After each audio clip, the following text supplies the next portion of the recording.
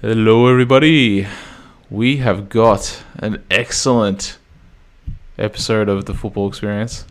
Mostly because of results, but also because we have a fan favorite. Matthias is back. He only seems to pop his head up when Liverpool are doing well. So, Yeah. look, Don't worry, I've been holding down the ship for us, Marty. No, I have been listening to you try and justify how bad Liverpool have been, but today you don't have to. You can. We don't have to. Yeah, we can be happy about it. Well, before we get into that, Marty, how have you been? I heard you have a little bit of injury that you're carrying. Yeah, I've done some serious damage to my ligaments in my ankle. Luckily, it's my right foot, which I'm left-footed, so that's good. Won't affect the goal scoring machine, but I don't know. It'll put me out for a while. So Yeah, and you said that you were trying to imitate little ballerina. yeah, no, I jumped and landed like a ballerina, which is how I injured my ankle. Did you For anyone interested, it's not good. Don't do it. Did you squeal like a little ballerina as well? Yeah, I squealed a lot. I Actually. wouldn't say that. Ballerinas do it without injury, man. It's true. They Ballerinas have don't squeal. That's the whole point. they have some good strength, which I lack. But you know, Maybe if I'll get you there. actually took up ballet, it would help with football. Like it would just Yeah, I'll get strengthen your ankles and shit, but it would fuck up your toes. that's what Cavani did for a little while there. I don't know if it was before he joined United or when after joining United, when he was about to leave, he was like doing some ballerina dancing and stuff. And he's playing the best football of his life right now. You know, actually, like we'll just quickly get into this, like crossover sports. And I remember when I was in Croatian school, there was a couple of guys that did Croatian folk dance, and like those guys had the maddest skills. Like just because they had like their footwork was so like intact, I guess, with their brain and stuff like that, the way they could move their feet. I swear, like those guys, some of the best players that I've seen technically, you know, back in Australia. And yeah, like I don't know, I always thought maybe it was dance that helped them, but then again, maybe it wasn't. Maybe it was just because they loved playing football and, you know, they're just gifted, I And guess. dancing. I don't know. Maybe there's a bit of crossover there. I reckon there A is. lot of crossover, for sure. Have you ever for seen sure. Maradona dancing? He's good. He could dance, that boy. I haven't seen him dance. I've seen Messi kiss, and He dance. there's definitely no crossover between Messi kissing and him playing football. No. And Messi can't dance. I've seen him dance. It doesn't look as good. Well, I don't know. Maybe it sort of disproves that theory of mine then. I guess so. Yeah, fucking Messi. Don't. Anyway, guys, I was gonna say maybe he took kissing lessons off his dog. Anyway, guys, I'm sure you guys have seen the video of his wedding. No. You guys haven't seen that, Oh, well, dude. Alright, so he had like his wedding video. You know how like, you know, you may now kiss the bride or whatever it is on Spanish. Mati, you can probably tell us. But yeah, basically, you know, the priest pronounces a man and wife, and then he eats his wife's face. It's the most awkward like marriage kiss I have ever seen in my life. How have you guys not seen this? Like, how has it not popped up? Because like, you know how you just like follow football, and then like, you know, they like on Facebook or on YouTube, like they target you with, you know, the keywords and all that crap. How's it not Yeah. popped up in your feeds at all? Maybe Messi spends a lot of money trying to hide this video from the internet. Probably, You just got onto it early. but yeah, all right. Guys, I don't know. Go look it up. It's like what, 15, 20-second clip. Just go have a search I'm gonna for watch it. it tonight. Don't worry. It is the most awkward and cringe shit. Like you'll regret watching it. That's how bad it is. Like not because it's like Please. disgusting. It's just so cringe. Like you would just like literally like hold your hands to your face. Yeah, everything you're saying makes me want to watch it more. So thank you. I will watch it. Marty, go watch it. Caleb, I don't know. I don't feel it's up your alley, so I know you're not going to go watch it. You'll watch it. Look, if I think about it randomly, I might look it up, but it just has to pop up after. Yeah, you'll watch it if I send it to you. But speaking of things that should be watched, That's oh, what I'm Marty, he's got a bit of a guest there. Yeah, people come and say hello and goodbye. Oh, you're webcamming with your little friends there. Oh, say hi. Yeah, she's gonna be famous now, my mum. Yeah, with the 20 to 30 people that watch every week. No, all right. Something football, actually football related. This will be a joy for all Liverpool supporters, or even non-Liverpool supporters, but like Man United. Not necessarily haters, but haters, whatever. Because I enjoyed it as well. But no doubt. I'll put the link in the description. Hopefully the video isn't taken down because of copyright or anything like that. But there's a video circulating with because Carragher and Neville were doing the commentary for Sky, and there's a video of them of like Carragher basically celebrating every goal, and you can literally see like Gary Neville just like shrinking in his chair after every goal. And then I think even after like 4 or 5-0, like Carragher's like taking a selfie with Neville as well. It's just, it's beautiful. It's beautiful to watch.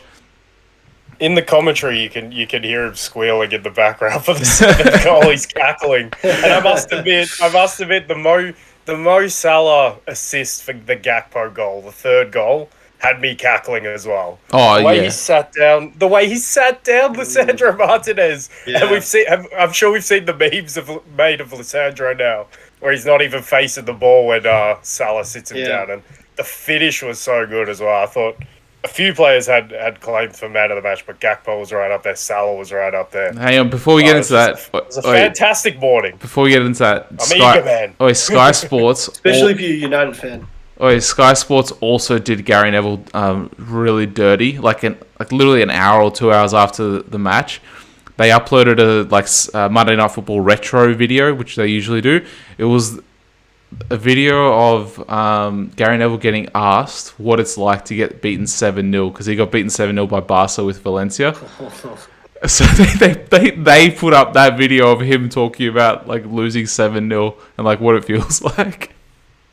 And I think earlier in the week he said United have a chance to damage Liverpool as well. And I don't know, these comments have a way of coming back. God knows why Liverpool fans, so we've seen all the Klopp comments come back and haunt us this season. So they have a way of circulating. And also, on the Carragher one, how it's come full circle, because I'm sure we all saw the clip of the Real Madrid game where he was sat there watching all the goals go in after being 2-0 up. So now he has one of him at least being joyous the whole way through. But yeah, what a morning. What a crazy morning. Well, for us, night for you.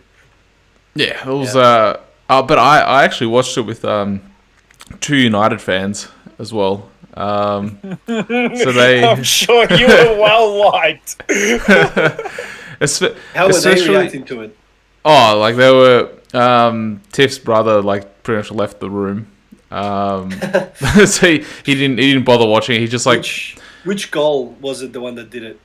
I don't. I think it would have. I think it was either the second or the third goal like that did it for him. Early. Yeah. Well, that's early. Yeah. I still wasn't comfortable at 3. I was still like, so we need another one. But then I think Real Madrid. I think after that it was just like little shock. Like I think I was in shock as well. Like I don't think anyone expected that. Like I was expecting a feisty, 2-1, 3-1 maybe. I was expecting Liverpool to get a result.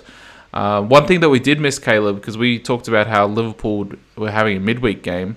Because I was looking at the EPL fixtures, so I missed that United were also going to have a midweek game. I think they played the FA Cup game on the same night. I think on the Wednesday. I think so. Yeah. So. And like we were saying that United's going to have a week rest, but a week's rest. Well, they did have a week rest. Hey, get it? Hey. But we were saying how they were going to get a week's rest, which is actually incorrect. They didn't. So they were actually on equal footing going into this game. And it also wasn't like United had to travel. I talked about it like Arsenal travel into Newcastle, which is like, what, a 4 or 5 hour drive, all going from London to Merseyside, which is also that 4 or 5 hour drive as well. So like, it's Manchester to Liverpool is like what, an hour drive, something like that. about that. You're trying to find excuses? No, I'm not. Like, I'm saying that there are no excuses. I'm saying that there are no excuses. Like, it's not like they. Geography. No, it's not like they had to travel, 4 or 5 hours on coach, for an early kickoff as well. So, like, United have no excuses for this result, I feel, and it was a combination of an excellent performance by Liverpool and a capitulation. Luck. I think we were pretty lucky as well. Yeah, probably a little bit. Like, Bruno had that one chance with the header. I think more like some things just kind of went our way. Like that goal I think Salah's first goal, like it just landed perfectly for him. For example, any other night it probably wouldn't have landed so perfectly.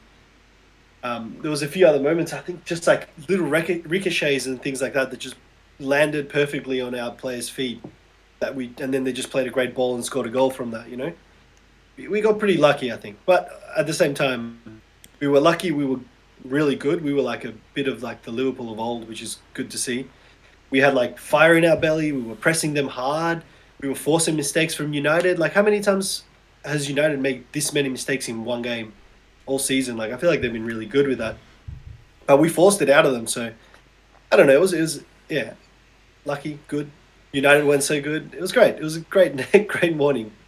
Okay, Lord, before you go on, I just want to say, sometimes you create and force your luck. The way Liverpool played, it was that intensity that they had last year, and they forced that luck, if you want to put it that way. There's no doubt. There's no doubt with anything like this, we're going to look at both sides of the coin, and you normally come up with somewhere in the middle for why a result like this happened, whether it be one team being really poor, one team being really good. So, but I think we have to start. I guess we have to start with like the game, the portion of the game that we can actually analyze. And Nev, while we missed it in terms of United playing midweek, which obviously there's no excuses, like we just hashed out. But what you did say in the preview was Liverpool might come into this game, because you also said they come in with equal footing. Well, I didn't quite believe that either. I thought United were definitely coming into this game in a better place than Liverpool. And I thought the game was more swung towards Liverpool just because of the Anfield factor, but it wasn't swung heavily towards Liverpool. It was because United were coming in such a good moment. So they probably weren't on equal footing. But you did say that Liverpool, because of that, can come into this game with somewhat of an underdog mentality. And I thought we saw that all night. I thought, and you could hear it probably from the interviews afterwards, especially with Hendo, when he said watching United lift that trophy, it hurt. And we didn't want to watch that. And we don't want to watch our neighbours, our rivals, lift trophies like that. So I think Liverpool was stewing on that. I think they came out with that underdog mentality. And I think that, coupled with the frenzied atmosphere, of course, Anfield against United brings, it pushed us to perform better for longer. And definitely in the second half, it caused what happened, I think. All of this culmination of all these things that we're talking about just caused, like Marty was saying, with luck, because a lot of pundits after the game were talking about it was 7 goals of 8 from 8 chances. And somewhat what Real Madrid did to us when they came to Anfield. Yeah. Because what I also thought was this night represented everything that the Real Madrid night should have been, because we started that game so well and it looked like we would go on with it, and it was just like, that's how that night should have gone, and instead Real Madrid got it all, we got it all in this. It's crazy how it swung around full circle in such a quick time. But I thought we definitely saw that. But Matti also talks about luck, not just luck in the terms of we finished nearly every chance we had, but when the game, we pushed initially for about 20 minutes, our push, they look good. It looks somewhat like last season, but it's not quite with the same sort of clinical force like last season, because obviously you got Mane still in the team linking up with an informed Salah. So I think we're a bit more incisive, and often last season we'd be, maybe 2-0 up in the first 15, 20 minutes quite often. And then we would have to drop off, because you can't sustain that for a whole game. And I thought we dropped off about 25 minutes, and we rode our luck because we didn't defend well for a few situations. Bruno had that really close header. Rashford had a chance that Rashford in this form, I thought he should have done a lot better with. So United, for the second half of the first half, they were the better team, and we we hit them on the counter, which was nice to see. Our counter-attacking game was really strong tonight. Cody Gakpo was excellent tonight. Yeah. That front three is linking up well. Obviously, all of them scored 2 goals and Bobby off the bench with a nice moment, obviously, with him letting his contract run out to score that 7th. But yeah, we hit on the counter. So the portion of the game that you can analyse, I think, is a sort of 50-50. But the second half was unreal, and it was a joyous moment. It was sort of I would trade this second half for having a better season, obviously. But it was so good that it's like, oh man, I could almost put up with the season we had for this romp of United. Because as well, the other point, we said this as well in the preview, Liverpool have this habit this season, no matter... And the other point as well, we're not in terrible form. This is 5 clean sheets in a row. This is, that's 13 points from 15. Yeah, the Palace result, looking back on it, might have been a point gained because of the way we had to come out of the Real Madrid game. So to keep a clean sheet there was positive, and we've built on it again. So we're not in bad form. We're not quite the Liverpool of old for those reasons that I just mentioned. And we got to keep pushing to perform better for longer in games. But we are in good form. But yeah, I can't remember what point I was going to make. I was halfway through something, but yeah. In regards to you, Liverpool having a habit of knocking off these teams that are on a perch. Yes, Don't come to Anfield in a good moment. City came undefeated, Napoli came undefeated, Newcastle came undefeated, and now United came in this beautiful, blissful moment for United. And we'll get into them later, but they came out. Who else is coming to Anfield? Who else is coming to Anfield? Arsenal. Yeah. We'll need to get you on for the preview or the post-pod for that as well. I would love to, yeah. He won't show up on the post-pod if... Yeah, if we lose. Yeah, if you lose. But you know what? Considering... I don't know if we come to Anfield before or after you guys play City, because I think you guys play on April 1st, so I'm not sure if we come after that. But City lost at Anfield, and we... Yeah. You know how I always talk about points gained, points lost. So even if we draw at Anfield, considering City lost there, I'd be happy with that result, to be honest. So because we always take a point from Anfield, to be quite honest. Yeah. So I don't know. We'll see if Mikel brings out the playing "You'll Never Walk Alone" on the training pitch again. Bring out that tactic. It didn't work last time. Maybe it will this time. But we're getting off topic. Let's stay on Liverpool. I did mention to Tiff's brother that I told him about my gremlin theory. And it seemed like that actually came to fruition, because I think the game started and there was pretty clear daylight, and then the goal came around when it started to get a little bit dark, a little bit, because it came in the 35th minute or something like that. Yeah. So, but even later, 40th. Yeah, but I think it was around there. But I think you could tell that they turned on the floodlights because there was the sunlight was starting to go down. So I think once the floodlights get turned on, you know that the gremlins are coming out, and they came out for the second half. And it also started to rain as well, which gremlins don't like. Mm-hmm. Or they love, depending on what perspective you take. Yeah, apparently we love it. Yeah. Well, the evil ones love it. No, it was just really positive, and I'd be interested, Marty, who do you think the key performers were, and we'll wrap a bow on Liverpool, and then I don't know if this will be as fun as talking about Liverpool, but it might come close talking about the flip side of this coin.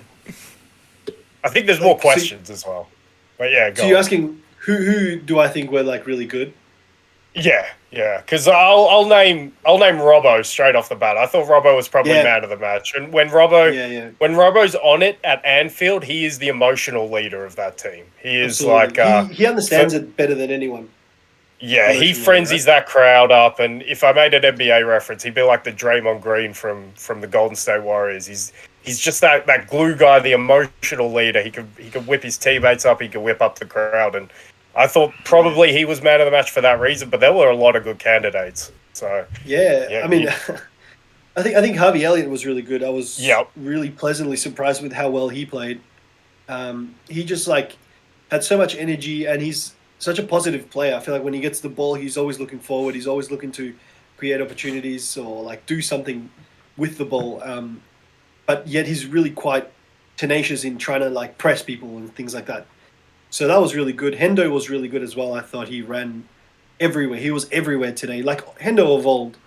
And I think that was a big part of what was wrong with Hendo at the start of the season was that he looked like he didn't have that energy anymore about him. But today he really showed up in that sense. Another player that I think is important to point out, I think, is Fabinho. I feel like he's actually been a little bit like a Fabinho of old as well in recent games, and he was quite good today. Like not like he was exceptional or anything like that, but I think he was so bad at the start of the season that, seeing him actually play okay or like be a better player, is huge positive for us because we don't have anyone else in that position, like at all. I don't know who else who can play in there. Maybe obviously Henderson can play there, but he's not as good as Fabinho when he's good. But yeah, I think those were all ones that stood out. Obviously, Salah was really good. Front three so goes strong. without saying, really. Nunez was a bit touch and go, but he still pops up with 2 goals in the game. I think he's always a bit touch and go. I never see him, and I'm like convinced that he's amazing, but yet he's everywhere. He creates chances. I don't know. If he polishes himself up a little bit, like I don't know, technically, mentally, and things like that, Gets I feel broken like he in. would be so good. Yeah, it gets broken in. If they can break in the Stallion, and then they're all good. And he has big second season potential, I think. Like, those players when they just figure it out in the second season, I think he's got big potential for that. Physically, he's got all the attributes, doesn't he? He's super fast, he's tall, he's strong. He can definitely shoot. It's just his finishing's a bit all over the place. I think mentally he's maybe a bit erratic, like most South Americans, but yeah, no, he's good. Gakpo, I'm starting to see why we signed him. I think when we first signed him, I was like, oh my god, who is this guy and why is he here? I couldn't believe you said that when you and Santi when you said that day. I was just like, nah, man, I'm not judging. Like, this guy's a good player. Oh, because I think the word flop might have come out. And I'm like, it's so soon. Come on. Not from me. I wouldn't have said that. But I don't think it came out of you. But I think there was a little nod when the word flop came out. Like, nah. Without even kicking a ball. Until that point. Yeah, to be fair, we were in terrible form at that point. But no, we look all right. And Nev, do you think it's time? Do you think it's time to ask the United question? Because the one that's burning through my brain and the one that I think is hang on, I want to give my man of the match. Okay, sorry, go on. I want to give it to Milner. Those little step overs bamboozled the United defense. Seriously, when you're winning that much, that Milner has the luxury of doing step overs. God damn, he knows it too. You know that kills the soul, I reckon, and we'll obviously get into United, but yeah, Milner. I feel like he knows it, and he knows that when he comes on and it's like 6-0 or whatever it was when he came on, and he does step overs, it's just for banter, really. Absolutely. And you want to talk about that moment, but what about the moment when the fan came on the pitch and looked injured? Oh, dude, I saw the comments though on it as well. Like, I know we'll get into Klopp's reaction, but I saw the comments. People were saying like he was United's best defender. Like he was the closest person to get it to a Liverpool or to putting in a tackle on a Liverpool player the whole evening. Like, some of the comments were beautiful, but like I saw Klopp, man. That was Napoli Klopp. Yeah, he was so bad. And rightly so. Man. Yeah, rightly so. Yeah, and there was another moment that backed up what Marty was saying about Harvey Elliott. It was when Shaw put his knee into Darwin a little bit and tried to aggravate him, and then Harvey Elliott comes across, takes Shaw by the shoulder, and just like walks him away. The ref's coming to have a word to Shaw, and he's like, "Nah, he's all right. Don't worry about that." Why is Harvey Elliott controlling this game right now? Who does he think he is? But yeah, it was just mad moments in this game. What a mad game! But I'm ready to move on to the United side at this point. If you are, Evan. And the question was, where do you start? But sorry, go on. Well, the burning question for me was, and it came from Paul Scholes and Gary Neville because they both used the word, in their post-match breakdown, and they called today a freak sort of game, a freak incident, what happened today. And I'm interested to get your takes on what you think of that. Is this a freak incident, or is this a bit of a regression? Does this point to the foundation isn't built that solidly? Because this looked a lot like United from last season and early this season. Yeah. That's one thing that sort of played on my mind. It's like, when you start seeing your captain, Bruno, just like not tracking back, throwing his arms up terrible. at mistakes. At the end of the game, that was terrible. Like, if I didn't see, though, like that body language from him and certain other players, like that tells me that when they're flying high, things are great, which they normally are. But like, once they face some adversity, then I reckon they fold. They have that. They definitely shown they have that ability to fold, and boy did they fold. They folded 7 times over. And Ten Hag threw him under the bus after the game as well. Rightly so. Talked about how it was unprofessional. Yeah. And you know what? Pointed to that, the tracking, yeah. Yeah, and you know what? Like, what he brought on McTominay for Fred. Like, he made a couple of more defensive changes, you'd say, at 3-0. So he's like, okay. What do you think that was about? Well, this is a good point to go into the Ten Hag argument. Then I'll let Marty go on with his whether he thinks it was a freak incident or not. But with the Ten Hag substitutions, yeah, there were defensive ones, maybe a bit later than 3, because I think the sub at 3-0 was, he brought Garnacho on at 3-0. Yes. And McTominay for Fred.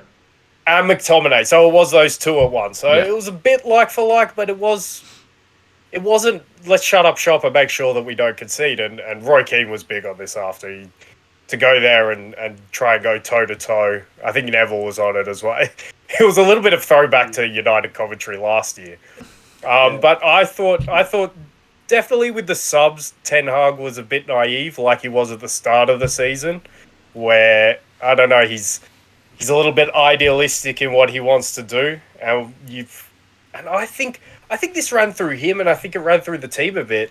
You could tell that not a lot of those players had either ever experienced Anfield or experienced it to this level before. I even thought Casemiro was not shaken, because you can't shake a guy like that, but I thought he felt it a bit today. I thought he felt Anfield a little bit. I thought all of United felt Anfield a little bit. And Ten Hag definitely felt it in terms of in the substitutions as well. And this is the one that he cannot be forgiven for. We talked about it in the preview. Rashford versus Trent. Easy. Doesn't take a rocket scientist. He played Rashford through the middle the whole game against Virgil van Dijk. What are you thinking? How can you let that happen the whole game? I just couldn't believe it. Trent couldn't have had an easier night. And he played well, to be fair, but it was an easy defensive night for him. So Ten Hag, there's questions. We've been calling him, a lot of people have been calling him a genius in these weeks coming up. This was a bit of a disaster class. This wasn't very good this morning. It was a bit naive, and then it was a bit tactically inept in terms of not making that matchup change. And another thing I want to point to, and I promise I'll finish here, Marty, a lot of the goals at the start, United's defensive line was a bit all over the place. Like, Dallo was either staying with his man and dropping deeper than the line. Shaw did it as well for the Gakpo first goal. And I just think Ten Hag maybe focuses... His balance is maybe to focus on the matchup a little too much, and that transmits to the players. And that's why you see there's no real cohesion in a defensive line, and there's more of this disjointed, I'm focused solely on my man, but rather than seeing where my defensive line is and how to organise. So yeah, I think Ten Hag, he's already shown that he can adapt, and he could get better from what we saw from the start of the season. So I wouldn't worry, but there are lessons from this morning. So... Matti, take it away. Yeah, by the way, I think it's a freak incident, I reckon. Like, it's not like... I don't think we're going to see United lose 7-0 very often under Ten Hag. I agree 100% with that he made a big mistake in not putting Trent under pressure with Rashford. Like, Trent is probably the weakest player that we have in our defence. No problem, 100%. He's the weakest player. And to not test him with your best, fastest, quickest player is... huge mistake. But I wonder what he was thinking and why he did what he did. And I'm sure he's got to have a reason, right? Like he must be trying to do something. Maybe there's like a plan in he doesn't want to deviate from what United are going to be doing for the rest of the season, and he's working on this other thing that he wants to keep going with. And maybe he felt that United are good enough right now that they can beat this Liverpool team playing the way that they want to play. But I guess you have to say that if you lose 7-0, that's a mistake. You've made a mistake there. And I think managers like Ten Hag, they're a bit like Guardiola. They have their idea, they have their ideology, and they're going to go with that pretty much to the benefit and to the downfall of them. And today was the downfall of them, I guess. But I don't know. I still think that United fans have a lot of good years ahead of them with Ten Hag. He seems like a really good manager to me. But I think they might have nights in which a better team is going to come and just, destroy them ultimately, because they're going to go in thinking this is our approach and we're going to go with only that and never try and tackle maybe the opposition and what they're trying to do as much, which, it's probably a mistake, I would say. Just before you jump in, Nev, I just want to say Ten Hag, I think what's made Ten Hag as good as he's been this season was his ability to go away from his ideals early in the season. I thought Brentford really scared him off of that, and I think since then United have been more adaptable, and that's why they've been good, because they've played to their strengths, which it's no surprise they are counter-attacking. So if he regresses back to this way of thinking right now, it could. United were confident enough to think that they could go and beat Liverpool, but they just won the final, right? Like they won the Carabao Cup. They've been on a really good run. They've been looking great. I don't see why they would try and do something else if that's how the manager thinks, which it obviously seems like that's an approach that he takes towards his football, I guess.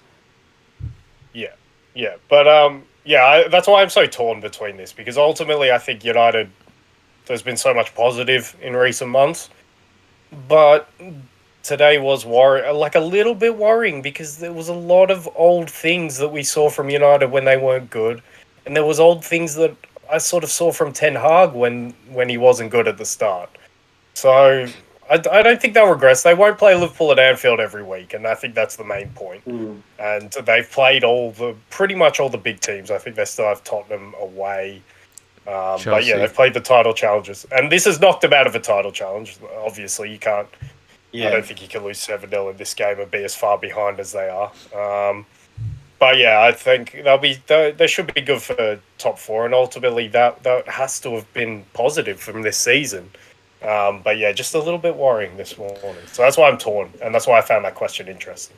Look, one thing I want to ask is, all right, there was a night and day difference between the first half and second half. You even said that United, for the better part of the first half, it was either equal footing between the two teams, or United played slightly better. Not a lot better than Liverpool, but I'd say the game was there to be won by United. Like, they created some good chances.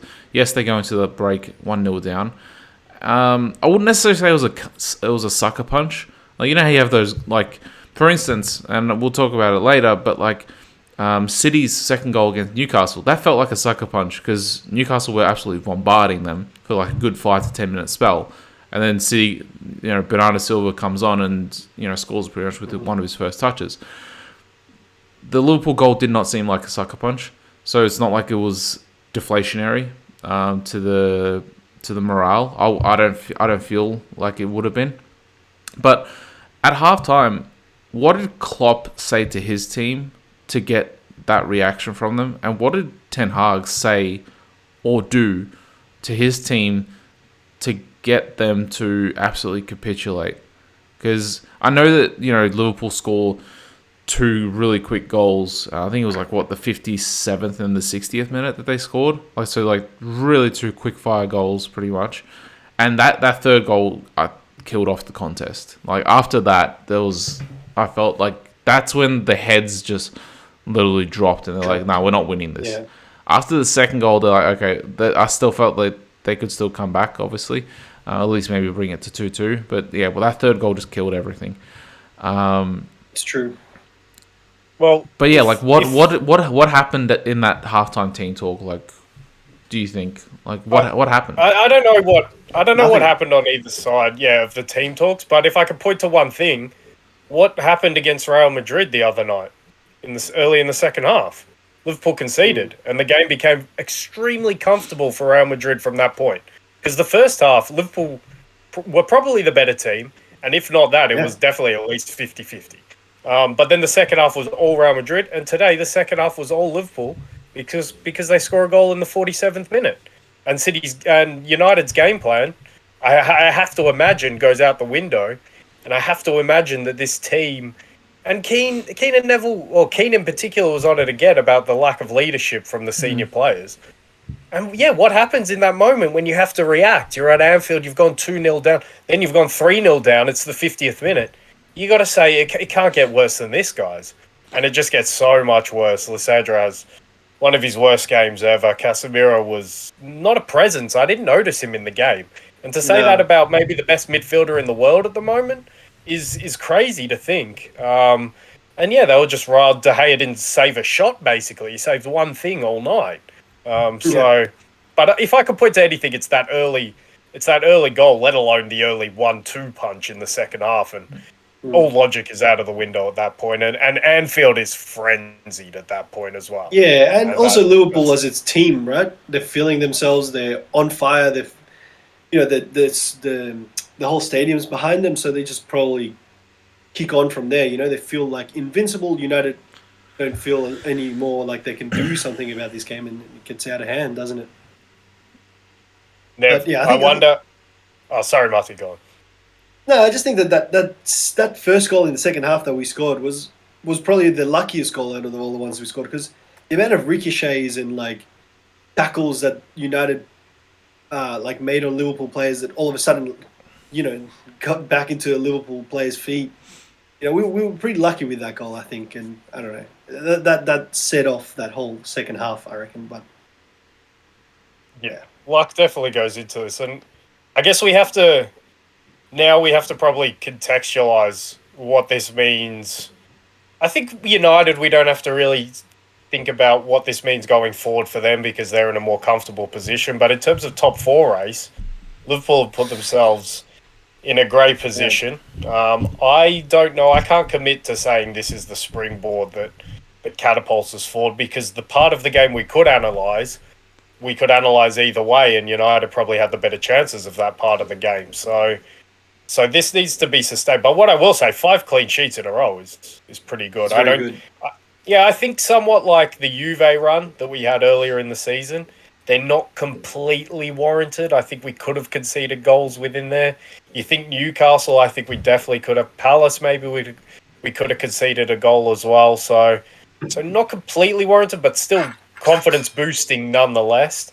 But in terms of Tottenham obviously going to Wolves and losing, and I don't think they were horrible in their game at Wolves, but they weren't good enough to beat Wolves.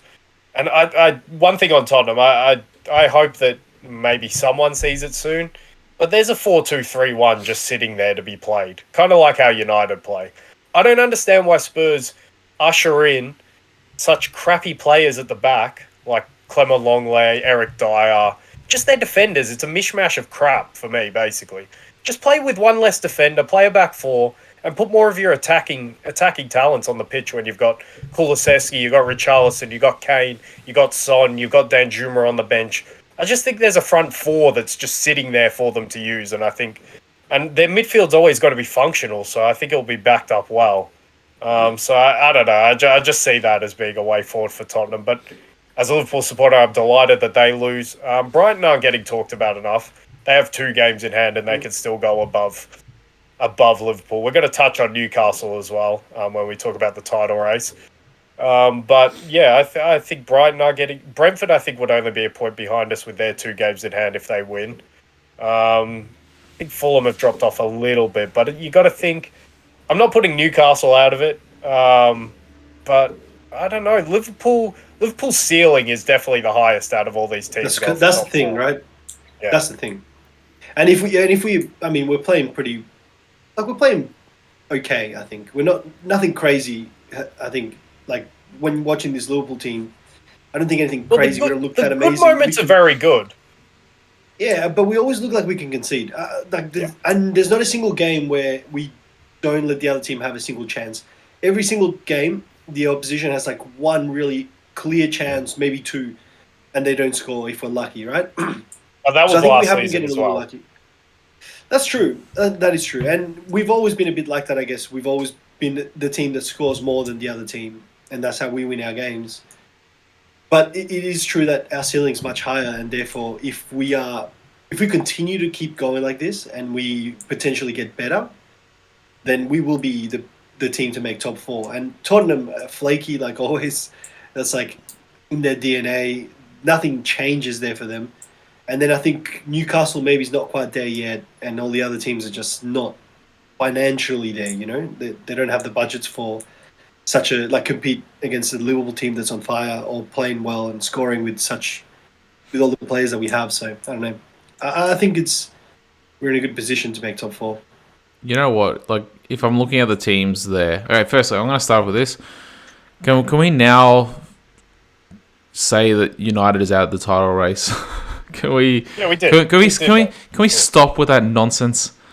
Like, until they win 4 in a row again and United and City slip up again, then yeah, we can say it. Yeah, but if that happens over the next month, then Arsenal we'll and City, not United. Arsenal, City. sorry, yeah. But you know what? It sort of goes back to what Paul Merson was saying. I think when Arsenal first went on that run of maybe 8 or 10 games early in the season, and Liverpool were really they had lost 2 or 3 games or something like that, or 4 games, and he was saying yeah, okay, Liverpool can go on this run of 10, 15 games, for instance. At that point in the season, he was saying this.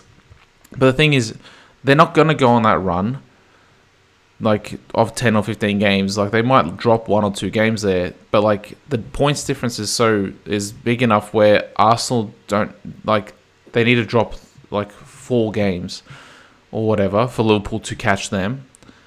But at the same time, Liverpool aren't allowed to drop points. This was back when Liverpool only lost they were only 9 or 10 points behind Arsenal. This is last year. But that's what I'm not only do United need Arsenal or City to drop four games. You're talking way too long about this topic. We know. I know. We said it before that United. You're too passionate about this. You're such a United hater. I'm just sick. I'm just sick of the nonsense. All right, I'm sick of the nonsense. But let's get back to the top 4. If I'm looking the nonsense is to say that United can win the title. Yeah, and people were you had people that were actually convinced that it was a possibility. Okay, mathematically, but they were United fans. Yeah. Right? Yeah. Anyway, totally. But look, if I'm looking at those teams that are challenging for the top 4, so all right, well, we're gonna say United is locked in for top 4. We'll say that at least. I would. I don't know. Well, after this, it depends how shattering this could be, but yeah, because this could be really negative. Because we've seen it before from United, how negative they can be in games, right? The players and the squad and all that. This could have brought that out of them, this game. Who knows? I think, it's too hard to say anything about United right now other than their next game is so important to, but the thing is, the other teams around them are so poor. But the point that I wanted to make was, out of all those teams, except for Brighton, Liverpool and Brighton are the only teams that I can see scoring 2 or 3 goals per game. I can't see Tottenham on a consistent basis scoring 2 or 3 goals. I can see them week in, week out scoring 2 or 3 goals. Newcastle, I can't see them scoring 2 or 3 goals. Yes, they don't concede, but I fancy them to get a draw rather than a win or a loss. So a draw is the most likely result there. Fulham, I guess, is there as well. Brentford is there as well. They're on the same amount of games as Brighton. They're on 35 points with 23 games. So if they play those 2 games and if they win, they're on 41 points. But I don't see Brighton. I don't see Brentford getting top 4. But Brighton, there's no way those teams are doing it. But out of all those teams in the top 9, I can only really see Brighton and Liverpool scoring on a consistent basis. to win games and pick up 3 points on a consistent basis. Whereas the other teams... Could you imagine Brighton being in the Champions League? There's no way. There's no way that's going to happen. Like, look, it's unlikely. I stopped short of no way. I think they're playing so well this season. Yeah, they're playing. There's a chance, really but they have to run the tables. It's highly unlikely, but I stopped short of no way. Yeah, well, they are, I understand. Footballing-wise, they have a possibility. Yeah, footballing-wise, they may be the best team going for that 4th place at the moment. I'd still put Newcastle above them, and our ceiling is definitely above everyone's. Mm-hmm. But I don't know. Yeah. I don't know if we play to our ceiling until the end of the season. But if today's an indication, maybe we can. So it's about how we react. It's about yeah. So at the moment, 5 clean sheets in a row. I think like we said, we've put ourselves in a great position. And we just got to see how it pans out, because we're not sure about Liverpool, because Liverpool have given us no reasons to be sure about them all season. But that is true. Yeah, we've been up. But we did have a great run 2 years ago to get into the Champions League, and if we can emulate that, I think we will get into the Champions League again. So yeah, Liverpool, I think, have at least put it somewhat in their hands. I know mathematically it's not, but somewhat it is. There's a not long enough way to go. And, it sort of is. Because, all right, let's say you win... I think Brighton can still go above us with their 2... And Newcastle could go above us with their games in it as well. But... So that's what I mean mathematically. But it pretty much is. There's so long left that if we play well... There's so long left, exactly, that, it just takes a few games, a few teams, they lose, you win those games, all of a sudden you're, like, right up there, so... But I reckon now would be a good time to go to the big prize. And there were a lot of segues. There was... frenzied atmosphere, there was all of that. But I actually think Arsenal Bournemouth is my shout for game of the season. It's got to take something hella special to beat that, especially if Arsenal go on to win the title. I mean, it's cliche to say, especially after such an emotional win, but that is the kind of game that you have to win on your route to the championship. And I don't know, it felt like it was going to happen. Even at 2-0, I was worried. I have to agree, yeah. They concede the goal after like 10 seconds. I'm not that worried. They go 2-0 down. I'm worried, but I'm not that worried. And then they come roaring back and they show us why they're the best team in the league with that 20 minutes. And then they sort of stall a bit and they keep us in suspense, but they leave it to that last kick of the game. And as soon as Reece Nelson is lining it up, because Arteta, everything he does this season is going right. He takes off the substitute Smith Rowe to bring on Reece Nelson. And he scores that goal. And it just felt like it was going to happen. And it just felt so right. And that place, the Emirates, is absolutely unbelievable this season. Full praise to Arteta and the fans, it must be said, but mainly Arteta. They've even got a song now.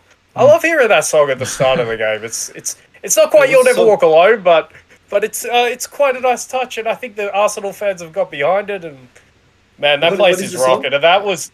I don't know what the song is, but it sounds nice. It's like North London Forever, I think. I don't know the exact words, but it's from the Prime video, isn't it? Yeah. Oh wow.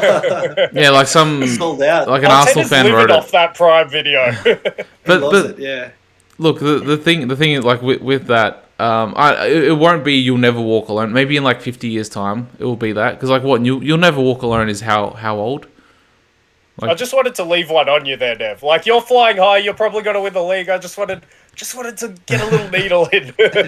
Yeah, but like it takes time for that, I guess, tradition to become what that is. But I guess that's sort of like Arteta, like, because he played it like at Anfield as an Evertonian and then also as an Arsenal player as well. I don't know if he ever played there before, like in the Champions League or whatnot, but he's felt like what that song does to the crowd before a game.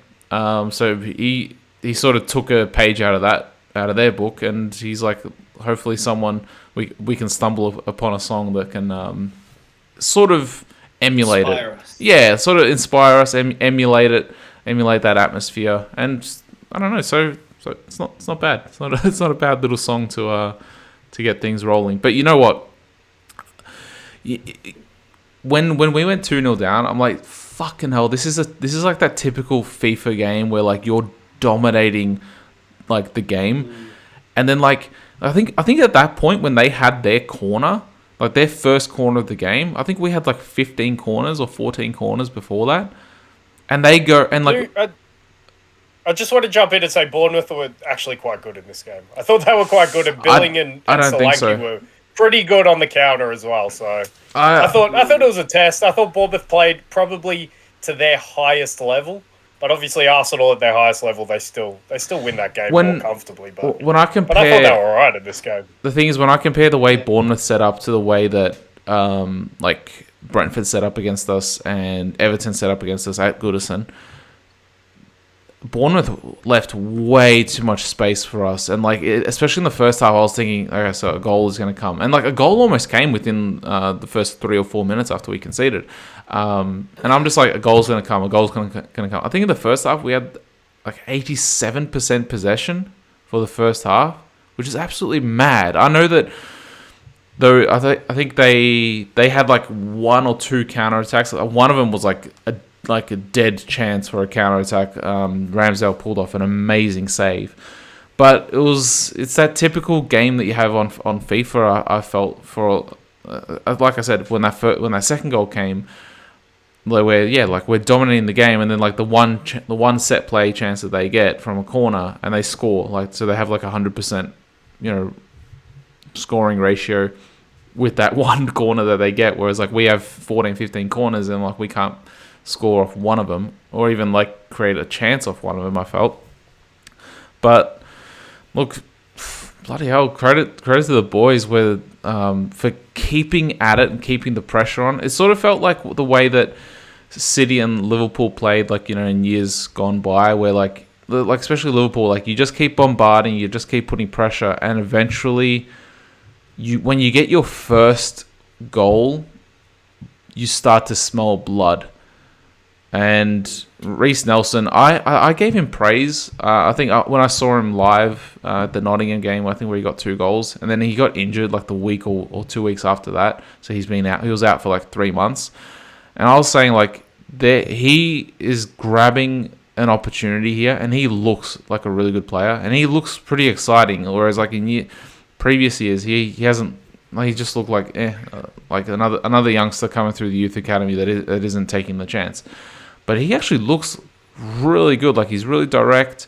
He's not afraid of getting on the ball, trying to create chances. He assisted the Ben White's goal as well. I don't feel sorry for Emil for getting taken off, because I think originally the plan was for Emil to come on at the 60th minute, but Trossard gets injured after 20 minutes. So the original plan, I believe, was for Smith Rowe to get 30, 40 minutes under his belt, because he's coming back from injury too. So that was in the plan. It wasn't that he was, and he wasn't playing badly either, I felt. But yeah, fantastic sub, and all I can when that goal went in, I was the immediate thing that came to my mind was, imagine what Pep and the City players are thinking right now. It is the 98th minute.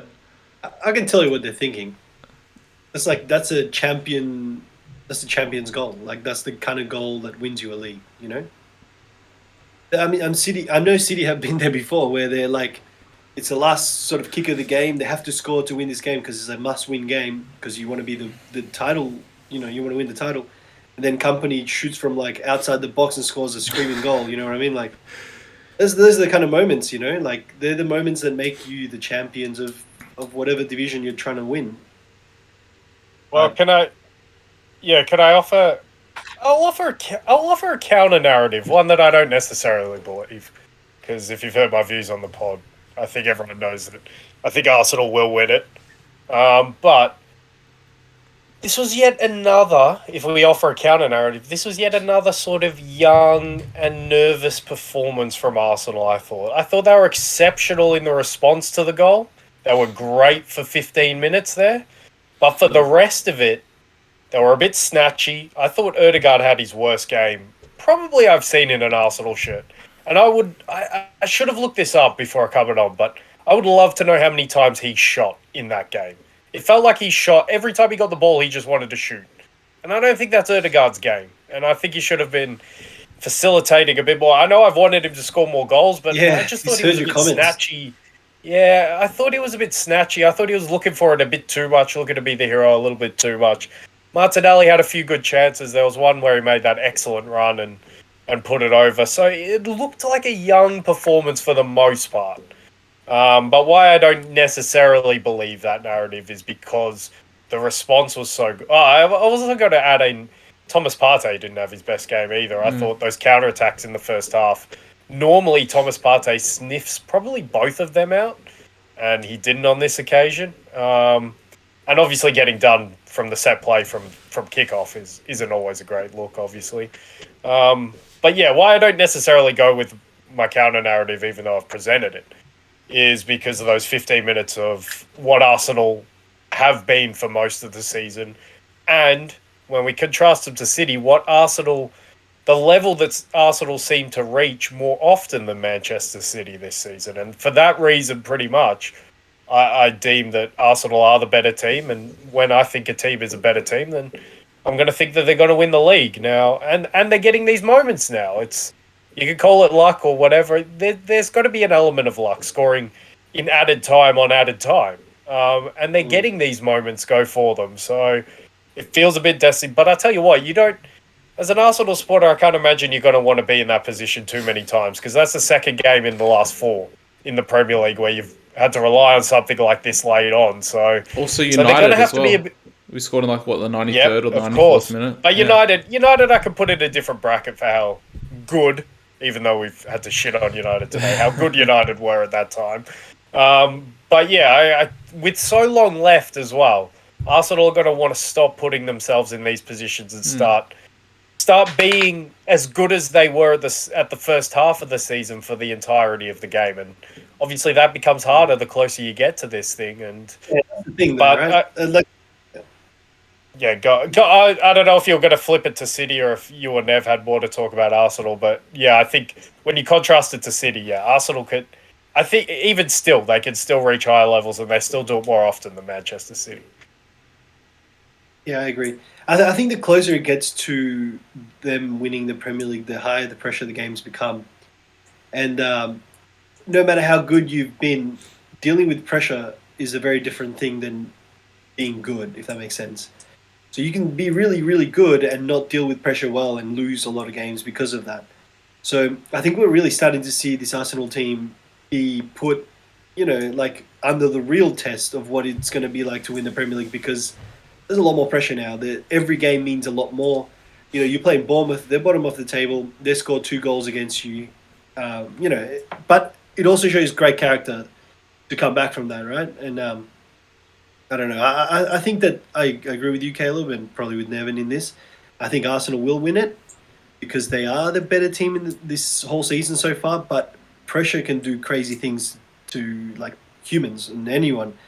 So it'll be interesting to see as the pressure rises how they're going to deal with it, because they could drop points because of it, and they will. I think Arsenal will drop more points because of that. So it's going to be closer than we think right now, I think, as well. You know what though? If this game happened last season, we would have lost it, because we went through those moments where where top 4 was, for instance, in our hands, and we lose to Southampton away 1-0, we lose to Brighton at home 2-0, and then we lose to Newcastle away 2-0, we lose to Tottenham as well away.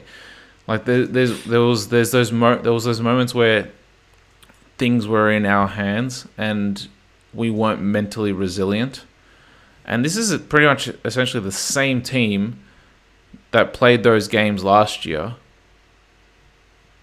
with 1 or 2 additions. So the majority of that team went through all of those moments, and they went through all those moments together as well. And in these games, in these past few games, for instance, the Aston Villa game, we probably would have lost or drawn that. This game against Bournemouth, we would have lost that, I reckon. And those moments of adversity that we went through last year that we didn't overcome, we've learnt from them. And this year, being a year older, we're overcoming those moments. So that's also a fantastic test of character. And it should go a long way to them progressing even further, like next year and the year after and whatnot. And yeah, hopefully winning the title this year. Yeah, and I want to add, and this will transition us over to City, but on the pressure point, the pressure can only feel as intense as the chaser will allow it to feel. And I'm interested to get your view on what we saw from City Newcastle, but I still wasn't impressed by City. I was still mightily impressed by Newcastle as well. I know the game didn't go in that way, and I don't think it was an unfair result for City to win the game, but I do think, to Nev's point, the timing of their second goal was a little unfair on the balance of play. But City have really good players who can do that at any moment. But yeah, I'm still every week I watch them. I was a little bit happier with what I saw from City in this game. I thought it was more of a traditional back four. Nathan Ake more of an out-and-out left back. Kyle Walker more of an out-and-out right back. They still invert a little bit too much. I still don't see enough benefit of it, particularly inverting Kyle Walker and Nathan Ake. I don't see the benefit of that. They're not good ball players. Why do you want to put them in a congested area in midfield? And also ask your centre-backs in Ruben Dias, and namely Manuel Akanji, who you can really target when he's on the ball. Why do you want those guys having to play the balls forward? Why don't you just get... Kyle Walker, I think, is a better ball player than... Probably equally with Ruben Dias, but definitely better than Akanji. I want him to be an option in the ball, so just play as a right back. Be an option on the ball and let's play forward from there. Same for Ake. Simplify the game for him. I don't see the point. Thought Newcastle would get enjoyed when they pressed that. Second half, Newcastle were all over him. Now, whether that was City soaking up pressure, I think their ability to soak up pressure is so greatly increased by having Ruben Dias at the back, who I think has been quite good in recent weeks. Manuel Akanji still scares me. Nathan Ake is still just functional at best. Kyle Walker's form still doesn't inspire me. Rodri's been getting a lot of plaudits lately. I don't think he's been anywhere near the Rodri of last season, I've got to say. Edison, we've all talked about how Edison hasn't been the same Edison. Kevin De Bruyne seems like he's more and more of just a moments player now. Those moments are fantastic, but it doesn't seem like he can insert himself on the game as much as a few years ago or even last season. He's getting older. And Haaland looks more and more isolated in this team. So when we talk about pressure, I don't see this City team being able to put enough pressure on Arsenal to make them crack. Now, they can prove me wrong, but I just think they look imbalanced tactically as a team. And I think I've been saying it, Pep. I think Pep deserves a lot of criticism for what's going on at City, because this should have been a City team who were almost invincible last season, adding arguably the best young striker to their ranks. And it has, at the start of the season, it looked great. But now, it does not look the same. And yeah, when I compare their football to Arsenal's, it's no contrast for me, to be quite honest. And it should be, because they have the players that they have. Yeah. But adding someone like Haaland to a team surely affects a team quite a lot, because he's clearly like a really good player. So you want to play to him and to his strengths as much as you can. And that potentially means changing the way that your team plays a little bit or a lot. So I think that's obviously what's happening with City, I think, is that Haaland is sort of put like a question mark in how this team should play that probably didn't need to be there, but now is there. And so Guardiola's going to have to try and figure out on how to make it work in the best way possible by still keeping to what they've done all these years, plus, making Haaland be the best player he can be as well, right? Because you want to unleash that guy. And we're talking about a guy who scored 26 goals in the league, and it was working until a point. So I still don't understand. It is still working to a point, but remember how well it was working at the start of the season. So they know how to do it. So that's the weirdest thing for me. Why did Pep go away from that? But is it also... he's went away from that. Is it also is it also that teams have, like, they've had more footage on Haaland now in the Premier League, and they know how to play against him. They know where to push him to make him uncomfortable. Because look, I think that's definitely a part of it. The first moment that we saw Haaland not be that Haaland who's Anfield. Yep. Right. Yep. That was the first moment we saw him be mortal. And you say that, and you're right. And then I say that was the first time I truly noticed that Pep played with this 3-4-3. Mm-hmm. That was the first time where it was so pronounced that it was a 3-4-3. Before that, you could still say it was a 4-3-3, and I think they've played that way for the most part. But then that game at Anfield, it was an out-and-out 3-4-3, and I didn't like it, and it just hasn't looked right since, to be quite honest. But like I say, in this game, they were a bit better in their shape for me personally, and we've also got to point out, I think that Phil Foden has seen all the praise that these other young English players have been getting, and his form has definitely increased in recent weeks as well. And he was so instrumental for obviously that first goal. That was a wonderful goal, and I think he's taken it personally, and he knows he's going to have to perform well with the likes of Bukayo Saka, Jude Bellingham, Marcus Rashford. Even Jadon Sancho came back as well a little bit for a bit there. So with all these good young English players playing well, he knows he has to start playing well again. So, and I think we're seeing that. He's taken the challenge. So did you say Jadon Sancho? He came back a bit, didn't he? For those couple of weeks, scored, 2 goals in 3 games or whatever it was? One of them was against Barca as well, wasn't it? Yeah. I love it. That's great. Matti doesn't believe it. I don't believe in Jadon Sancho, no.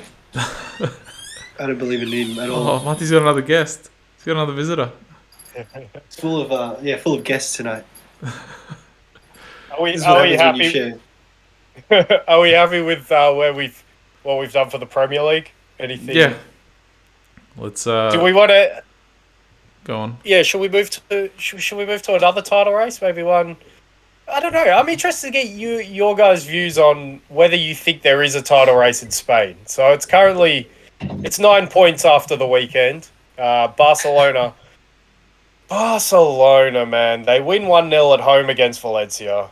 They are diabolical in this game. And I would say make matters worse, but they won the game 1-0. And they kept another clean sheet at home somehow. Valencia didn't really push them. It was disappointing. It looked like a team who might get relegated like Valencia are. But the really bad news for Barca going forward is Ronald Araujo gets a straight red card in this game. And he is no doubt Barcelona's best defender. And now they're going to have to rely on maybe Marcos Alonso at the back, maybe Eric Garcia. That is terrible. But the good news for them, they win that game uninspiringly. And then Real Madrid go and only draw away at Betis, which is a respectable result. Betis are chasing for top 4. It was uninspiring from them as well, although I thought maybe they did enough to win at Betis, really lacking creativity without Nabil Fekir, who did his ACL again. And I haven't seen Sergio Canales for a while, and he's been Betis' best player this season. So they were always up against it, but they managed to eke out a 0-0 draw. But Real Madrid now fall 9 points behind. But for all intents and purposes, I think Real Madrid are the better team out of these two. And Barcelona are having, if you want to talk about lucky seasons to get to a title, Barcelona have been incredibly lucky. I will say, as I always do, Marc-Andre ter Stegen has been fantastic in goal this season. Yeah. Probably the best goalkeeper in Europe. But I think I said this last pod, their XG is like 8 goals less or more than what they've actually conceded. So they're vastly outperforming what they should be. And I think you can see that. Your eye test tells you, because every week they get a clean sheet, but every week it seems like they give away 2 or 3 chances. And I'm not convinced. So I'm interested to get you guys' viewpoint on what you've seen from what you've seen from them, and whether you think 9 points is achievable for Real Madrid to get back. I think it's just too many games in the calendar for Real, because they went to the Club World Cup. Then they obviously both teams are playing in the Copa del Rey. Barca that was a 1-0 win for Barca. We must say as well. Barca are now actually pretty good at that game. Barca are now out of Europe completely, so that's one less competition. They're not going to have those midweek fixtures the way that Real are going to have midweek fixtures, and we fully expect Real to get to the quarterfinals. Even after Liverpool demolishing United 7-0, we still expect Real to get the result there. So I think it's just too many fixtures for Real, and they probably just need to. They're probably not fully 100% focused. They sort of had to they had to hedge their bets, I suppose. So they're like, okay, we'll see how far we go here. We'll see how far we go here, here, here. Maybe we'll try put more of our eggs in the Champions League basket because we are Real Madrid. We are, we're the 14 winners of the Champions League, and like winning 15 would be a milestone. So I think it's more that. Also on your Araujo point, I believe straight reds are 3 games. I don't know if that's standard across all leagues, but he will then miss the Real Madrid El Clasico game at the Camp Nou, the league game. The league game, which is the most important one as well. Yeah. So, but even if Madrid win that, it's only 6 points. Then it's it's 2 games, like 2 wins, I guess, or 2 losses. But do you really see Barcelona losing the way that you said that they're playing? Like they're keeping it very tight at the back, even though they give up 1 or 2 chances. Yeah. But they're still not conceding. They're very consistent in the league, aren't they, Barcelona? They just seem to keep winning games. Like, yeah, I agree. They don't look good for the most of the time. And Madrid actually look pretty decent. But yeah. And another thing to add, we don't know if Lewandowski will be back for the league game. Obviously, I think he had a strain as well. And another thing on Barca, I think this new identity that they have for being solid, even though it might not be completely warranted for how solid they are, but I think they have lent into it and made it their identity. And it makes me question who are Barcelona's most important players. Because I don't know, I'd be interested to get your viewpoint on it, Marty, but I think their most important players now if you had to label 3, it's probably Ter Stegen, Araujo, and Lewandowski. I don't know. If you had to label 3, you've got a question between Lewandowski and Pedri. But obviously now they're going through a time where they'll be without 3 of those 4 players for however many the next couple of weeks, and they're already overperforming their numbers defensively in terms of what they should be conceding. I know XG, you can take your quibbles with it, but to my eye as well, they should be conceding more goals than they do. So I don't know. That's what makes me, and they have to play against each other head to head as well. And that's what makes me think 9 points is not out of the realms of possibility. Because if Barcelona come back to their level that they're expected to play at, if they have these key players out of the team for this prolonged period of time or semi-prolonged period of time, I just see Real Madrid storming back into this title race. Although not winning at Betis, I know it's a tough test. It's away at Betis, but they're the kinds of wins you got to put pressure on with. So I'm 50-50 on it. 9 points is a lot, but the fact that I think Real Madrid are better and the fact that I think Barca might come down to earth a little bit, it just points to me not saying that this thing is over. Probably isn't. 9 points is not that much. Like, it depends on how many games are left, and when they have that many games to go, I think that's 9 points is very, very achievable. So I don't know. The thing about Barcelona is that they're such a powerful club in Spain that when they play maybe like more than half, like 3/4 of the Spanish teams, they just win by default.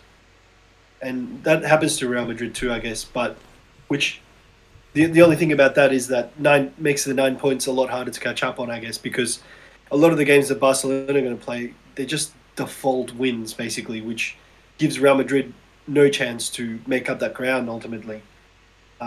So I don't know how many games does Barcelona have that are tricky, I guess, is the best. I'm just looking at the fixtures now. They do have already played Atleti twice, so it's just they have Atletico. Oh, they do have Atletico. They have them at home. They beat them away. Yeah. They have Betis at home. They have Sociedad at home, and that looks like that's it. Like out of the tough games, from what I can see, and Madrid. So, but out of the tough games, that's pretty much it. Well, I want to touch on a few of those teams because Marty, that is a good point in terms of.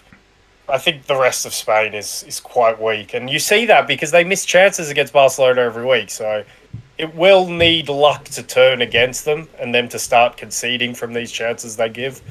But they do, the fact that they can't be free-flowing and score a lot of goals, they do make even games against this fodder that we're talking about, they do make them tough. So if luck starts to turn, they can start dropping points even against these lesser teams. But Atleti I wanted to touch on because they got a big 4-1 win against Sevilla at home. And I bought some stock in Atleti. I don't know why, because it can't rise that much, but it did rise this weekend because they're up into third place. And that's because Sociedad have absolutely hit a wall, and they go into a category of teams along with Atalanta, Union Berlin, and Newcastle that are sort of this category of teams who were high-flying at the start of the season, relied on a lot of intensity, a lot of energy. It might be a bit unfair to label this against Sociedad because I thought they played well in this game against Cadiz. Probably should have won, but they rely on a guy in Kubo to be their offensive threat. I know they have Olazabal back now, but he's not quite firing yet, and they rely on Kubo a lot, and he's not a reliable sort of source of that for me. So it's no surprise that they're into fourth. Atletico, I just want to give a shout out to Reynaldo because he was on course to maybe make one of my three teams at the end of the season, but he's done his ACL, and I think it was ACL, but he's out for 7 to 8 months, so he's probably not going to make any of those teams now, which is hugely unfortunate. So shout out to him because he was on a good pace to do that. Atleti in this game against Sevilla, they changed back to the 5-3-2. They win convincingly because Antoine Griezmann is fantastic. And if he was playing all season, he would be pushing for one of those three teams as well. But obviously at the start of the season, there was the whole debacle of only bringing him on after 60 minutes because he wasn't an Atleti player yet. But he has been unbelievable since he's come in. But I didn't really like seeing... And Memphis Depay scores 2 goals in this game, and he looks like he could be a difference maker for Atleti as well. But I didn't really like the 5-3-2 just because I don't like how passive Atleti get in the 5-3-2. They sort of just let teams advance the ball. They don't show an appetite to run. And I think when Atleti are at their best is when Simeone has them whipped up and they've got a running mentality. And I think the fans respond to that the best. So I hope he doesn't stick with the 5-3-2 for long. I think he gets the balance in the 5-3-2 right. I think Griezmann and Depay look good up front in that system, but they just get a little bit too passive. So great win for them, but I hope that that's not the way forward for them. And obviously we touched on Sociedad and Betis. I didn't even bother watching Villarreal and Rayo Vallecano this week. So I think it comes down to whether Sociedad can hold on. And I think their chief challenger is probably Betis. And I think that goes to Matti's point. The race for top 4 here is not as sexy as it is in Italy because the race for top 4 there is really hotting up. And one thing we got to mention as well is obviously Betis play Manchester United in the Europa League in the next round. So with that, if they don't have Sergio Canales, I don't know how they're going to create anything against United, although United might play like they did in the second half this morning and everything will be fine for them. So, but I don't know about... And this will be a good transition because Sociedad, I think, probably the best tie of the Europa League next round. They play Roma in the next round of the Europa League, and that sort of transitions into the race for top 4 over in Italy. And I think this weekend it got dwindled down to 3 spots for 4 teams because this morning we had Roma against Juventus, and I don't know why I got semi-excited for this game because I should have known that it was Juventus and Roma and been like, no, this is going to be a crap game. And it was a painful watch. My goodness. Roma come out with a 1-0 win thanks to a Mancini 25-yard goal from your right centre-back. So I think that says everything you need to know about the game. It was a good goal, to be fair, but that's what it was going to take to break down either one of these teams who are ultra steady, ultra defensive, settled in their shape. So Juve are unlucky to have that 15-point deduction. Otherwise, they'd be obviously right in that hunt. But I think losing this game just kind of puts them out of it. They're not still, they're 12 points behind Roma now. And there's not enough games to make that back. So, and we've got to point out, I think one of the games of the weekend, I know the Premier League takes all the shine and rightly so for what happened, but on Friday night, Lazio went to the Maradona and they took away Napoli's unbeaten home record with a wonderful Matthias Vecino strike. And I think I have a little bit of stock in Lazio in terms of I said that I thought they were the second best team in Italy, and I thought this performance was somewhat why I put that faith in them being the second best team in Italy. They now are officially the second best defense in Italy, and you can see that from the eye test. I think their system. I've always liked Maurizio Sarri teams tactically, for sure. And I think you can see how solid and how balanced they are. They work hard. Their press is good. Sometimes they're a bit goal shy. I think Ciro Immobile and Sergei Milinkovic-Savic are going to have to lift their game just another notch for them to well and truly be the second best team in Italy. But in terms of their system, in terms of how steady they are in it, in terms of you can have Felipe Anderson, you can have Zagnani, you can have Pedro making the difference every week. You can have Luis Alberto's come into the team and started making the difference. And obviously Milinkovic-Savic and Immobile. And they're sturdy defensively. And big shout out for Ivan Provedel, who is the only goalkeeper in Serie A who has any claim to be on the same level as Alex Merritt this season. Szczesny's been all right as well, I guess. But yeah, Ivan Provedel, I looked at his transfer market page. He's only worth 8 million euros apparently. So he would be an absolute steal because he has been fantastic for Lazio. Maybe I would still put Merritt just above him, and it took an unbelievable Matthias Vecino strike to beat Alex Merritt on Friday night. I would still just put him above. But Lazio were very stifling. I didn't think Napoli really deserved to score a goal, and when you can shut down Napoli the way they're playing, you're a good defense. And I thought they played up to their ceiling in this game, Lazio, and they were well worth eking out this 1-0 win, which briefly put them second until Inter decided to win this morning. Unspectacular. Two very nice goals. One from Lautaro, one from Mkhitaryan. They can do that, Inter. They have these moments where they look all right on the eye, but the rest of the game they look terrible. They're inconsistent. But they are, according to the table, the second best team in Italy. Atalanta could only draw 0-0 at home, so I think that knocks them out of the race, and that's why I put them in that category of high-energy team that were relying on Ademola Lookman, and it's not a reliable source to get into top four. But the good news for them is, while Roma won, Milan lost away at Fiorentina, and they were pretty abject in this game and deserved to get beaten, so we thought Milan were making their way back. They had, I think, a run of 4 consecutive clean sheets, maybe 5, including the Tottenham game. And this will be a good segue to talk about Milan versus Tottenham in the Champions League. But yeah, they lost. And they have Mike Mignon back in goal. So they lose 2-0 away at Fiorentina. And when they do not have Rafael Leao in the team, they can't scare you in any way, shape or form. Because there's no transitional game if they don't have Rafael Leao in the team. They have no way of getting out. De Ketelaere and I can't remember who he played on the other side, but they just could never get out. Rebic. Tio could never move. Yeah, Rebic, of course. And they couldn't move into Tio could never move into midfield. They never had any forward momentum, and they were soundly beaten in this game, and they were really poor. So I don't know how much we can tell from this game going into the Tottenham game, because you got to expect Leao will be in there for that Tottenham game, and Milan for me are a completely different proposition. So I'm interested to get your viewpoints on what you think might happen in that matchup going into the Champions League ties this midweek. Starting off on Tottenham Milan. Yeah, and then we'll sort of do a league roundup and transition into the other ones as well. But yeah, just on Tottenham Milan. For sure. Well, it's a tough one to call because like they both lost this weekend, but like and it's sort of what we sort of goes back to our original analysis of whoever is not the worst team. So not whoever is the best team, whoever is not the worst will go through. And I still have my money on Milan getting through, even though it's now the second leg's at Tottenham and it's only a 1-0 deficit that they need to overcome, but I still have my money on Milan. Yeah, I got no strong feelings one way or another. I don't know much about Milan. I don't watch much Italian football, to be honest. But I believe Nevin.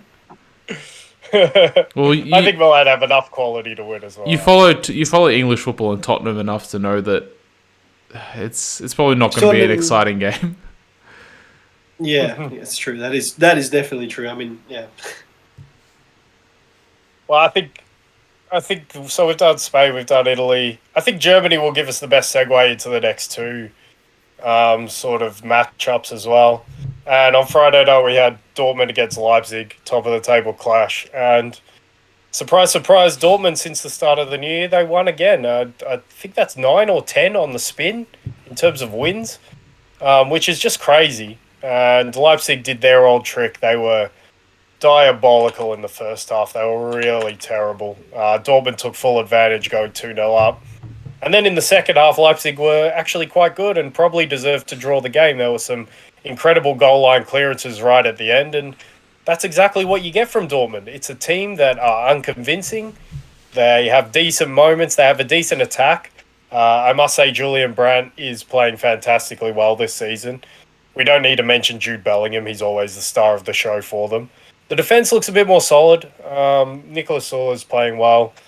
But still, they don't convince, but they're on an incredible run at the moment. I think this follows the trend of what we've seen this season in terms of teams who I don't think are warranting the kind of runs they're going on, but they play with such confidence that they go on these runs. And that briefly, I believe that put Dortmund top of the table before Bayern played. But yeah, now Dortmund, it's probably because they knocked off Leipzig as well. You've probably got to think that it's now just Dortmund and Bayern, because Leipzig have stalled after the initial momentum under Marco Rose when he first came in there. They haven't been good for a while. I know they've just gotten Cuckoo back. He's going to have to turn it up a notch and be really good again for me to put confidence in them again. But this is a massive blow for them. Them not winning against Bayern at home, I thought, when we returned from the World Cup, was not a blow, but I thought they could have done better in that game. And ever since the World Cup, they just haven't kicked on, and they haven't really gone for this title challenge the way I thought they would. And it does look like now it will be Dortmund against Bayern in terms of what happens there. And then they have the fixture in a couple of weeks' time, which will be mouth-watering, no doubt. But if we contrast Dortmund as a team who I don't think are warranting results that they're getting, not all the time. They have been pretty good, I must say, and they've been settled, which is the main thing. But then we contrast them with a team like Chelsea, who I think have been warranting maybe better results than they've been getting, and they haven't been getting it. Is midweek, is this tie between the two teams at Stamford Bridge, is this finally the time where Chelsea get all their goals that they were meant to get in the previous games, and Dortmund finally start conceding all the goals that they were meant to concede in previous games as well? Marty, I know you have strong opinions on this. Marty looks like he just passed through a bad smell called Chelsea. Yeah, Chelsea, man. I mean, I don't know where to start with Chelsea. I guess for me, Graham Potter is just not suited for that job. You know, like some clubs, they have a certain they require a certain manager, right? A certain type of manager, the kind of manager that, for me, Chelsea need is someone who's like confident, arrogant, someone who cannot accept a loss at all. You know, someone who, I don't know, just shows a bit more character to themselves and the team. And I feel like this Graham Potter just does not reflect Chelsea at all in any way. Like he's okay with draws, you know, like he's like, oh, we played well some games, you know, and then it's just a draw. It's not good. So for me, I just don't see him doing well in the Champions League because there's like too many. And another problem that Chelsea have, by the way, I think as well, is they have this issue with there's just too many players. There's too many new players, and so it takes some time for the manager potentially to figure out who's the best players, who's going to play where, like what is the best team. I don't think Graham Potter has any idea what Chelsea's best lineup is. So I think they don't beat Dortmund. The one question I have is we now have one of the premium examples of giving a manager time in Arsenal with Arteta. Do you then, and we've seen Potter's work with Brighton as well, and you could maybe say that he's laid the foundations for what De Zerbi is now getting out of this team, because he was starting to get results with Brighton. So do you then think that, using those two examples, do you then think we should give him time? Like, give him maybe up until the halfway point of next season? Or even fully next season? All of next season? I think you give him till the end of the season, and then you see where you finish with him, and then if there's a better manager available, you get him. So get rid of him at the end of the season, because they're not finishing top 4. That's all right. They're not going to finish. I don't know who they get in now that's going to save them from and allow them to get into top 4. But they might be lucky to get Conference League with the teams around them. Yeah, I don't even know if you want to be in the Conference League though. Like, I don't know. I just don't see Graham Potter as being the Chelsea manager. And like when you make the point of Arteta, there was a lot of things that Arteta was doing at Arsenal, I guess in hindsight, that were really positive. He had to destroy. He was kicking players out. He had to destroy it to rebuild it. Like whereas I don't think Potter needs to destroy it to rebuild. I mean, you look at the signings that Arsenal have made. I don't know how much of this is Arteta, but you got to give some credit to him, I think. And like you look at all the signings that you guys have made, and they're all players that didn't cost a whole lot and have made huge impacts on the team and fit them like the team aura and like the culture, and fit the team really well. Yeah, the culture, all that sort of stuff. Whereas Chelsea, there's none of that. You're putting this manager who lacks, so in my opinion, like he lacks strong character, with like really, really overly expensive players in contracts that are like worth 9 years and all this kind of thing. It's just a recipe for failure, to be honest. Like, I don't see how Graham Potter pulls this one out of the bag. But what manager would you, if you were a Chelsea fan, what manager would you want? One comes to mind straight away, but who would you want? Or your top 2? I would say Zidane. Zidane is like, how has he not got a job at the moment? You bring someone like that in, all of a sudden you're matching the quality of players with the quality of manager, Maybe Pochettino, maybe. That's another one I can think of off the top of my head. I'm thinking Ancelotti. Maybe Luis Enrique. I'm thinking Ancelotti. Yeah, but Ancelotti's a Real Madrid. Is he? I know, but I don't know. I don't think he had that good experience. Chelsea when he was last at Chelsea. Chelsea have, but that was under Abramovich, and Chelsea have the finances to take him away. They don't have the prestige, but they have the finances. I don't know if Ancelotti cares too much about. Yeah, exactly. That's the other thing. But I reckon he'd be perfect for this group personally. But I don't know if. I think another manager that Chelsea should probably go for is Simeone. I feel like he would be such a great manager for Chelsea. Not the way that they want to play. Boxes for me.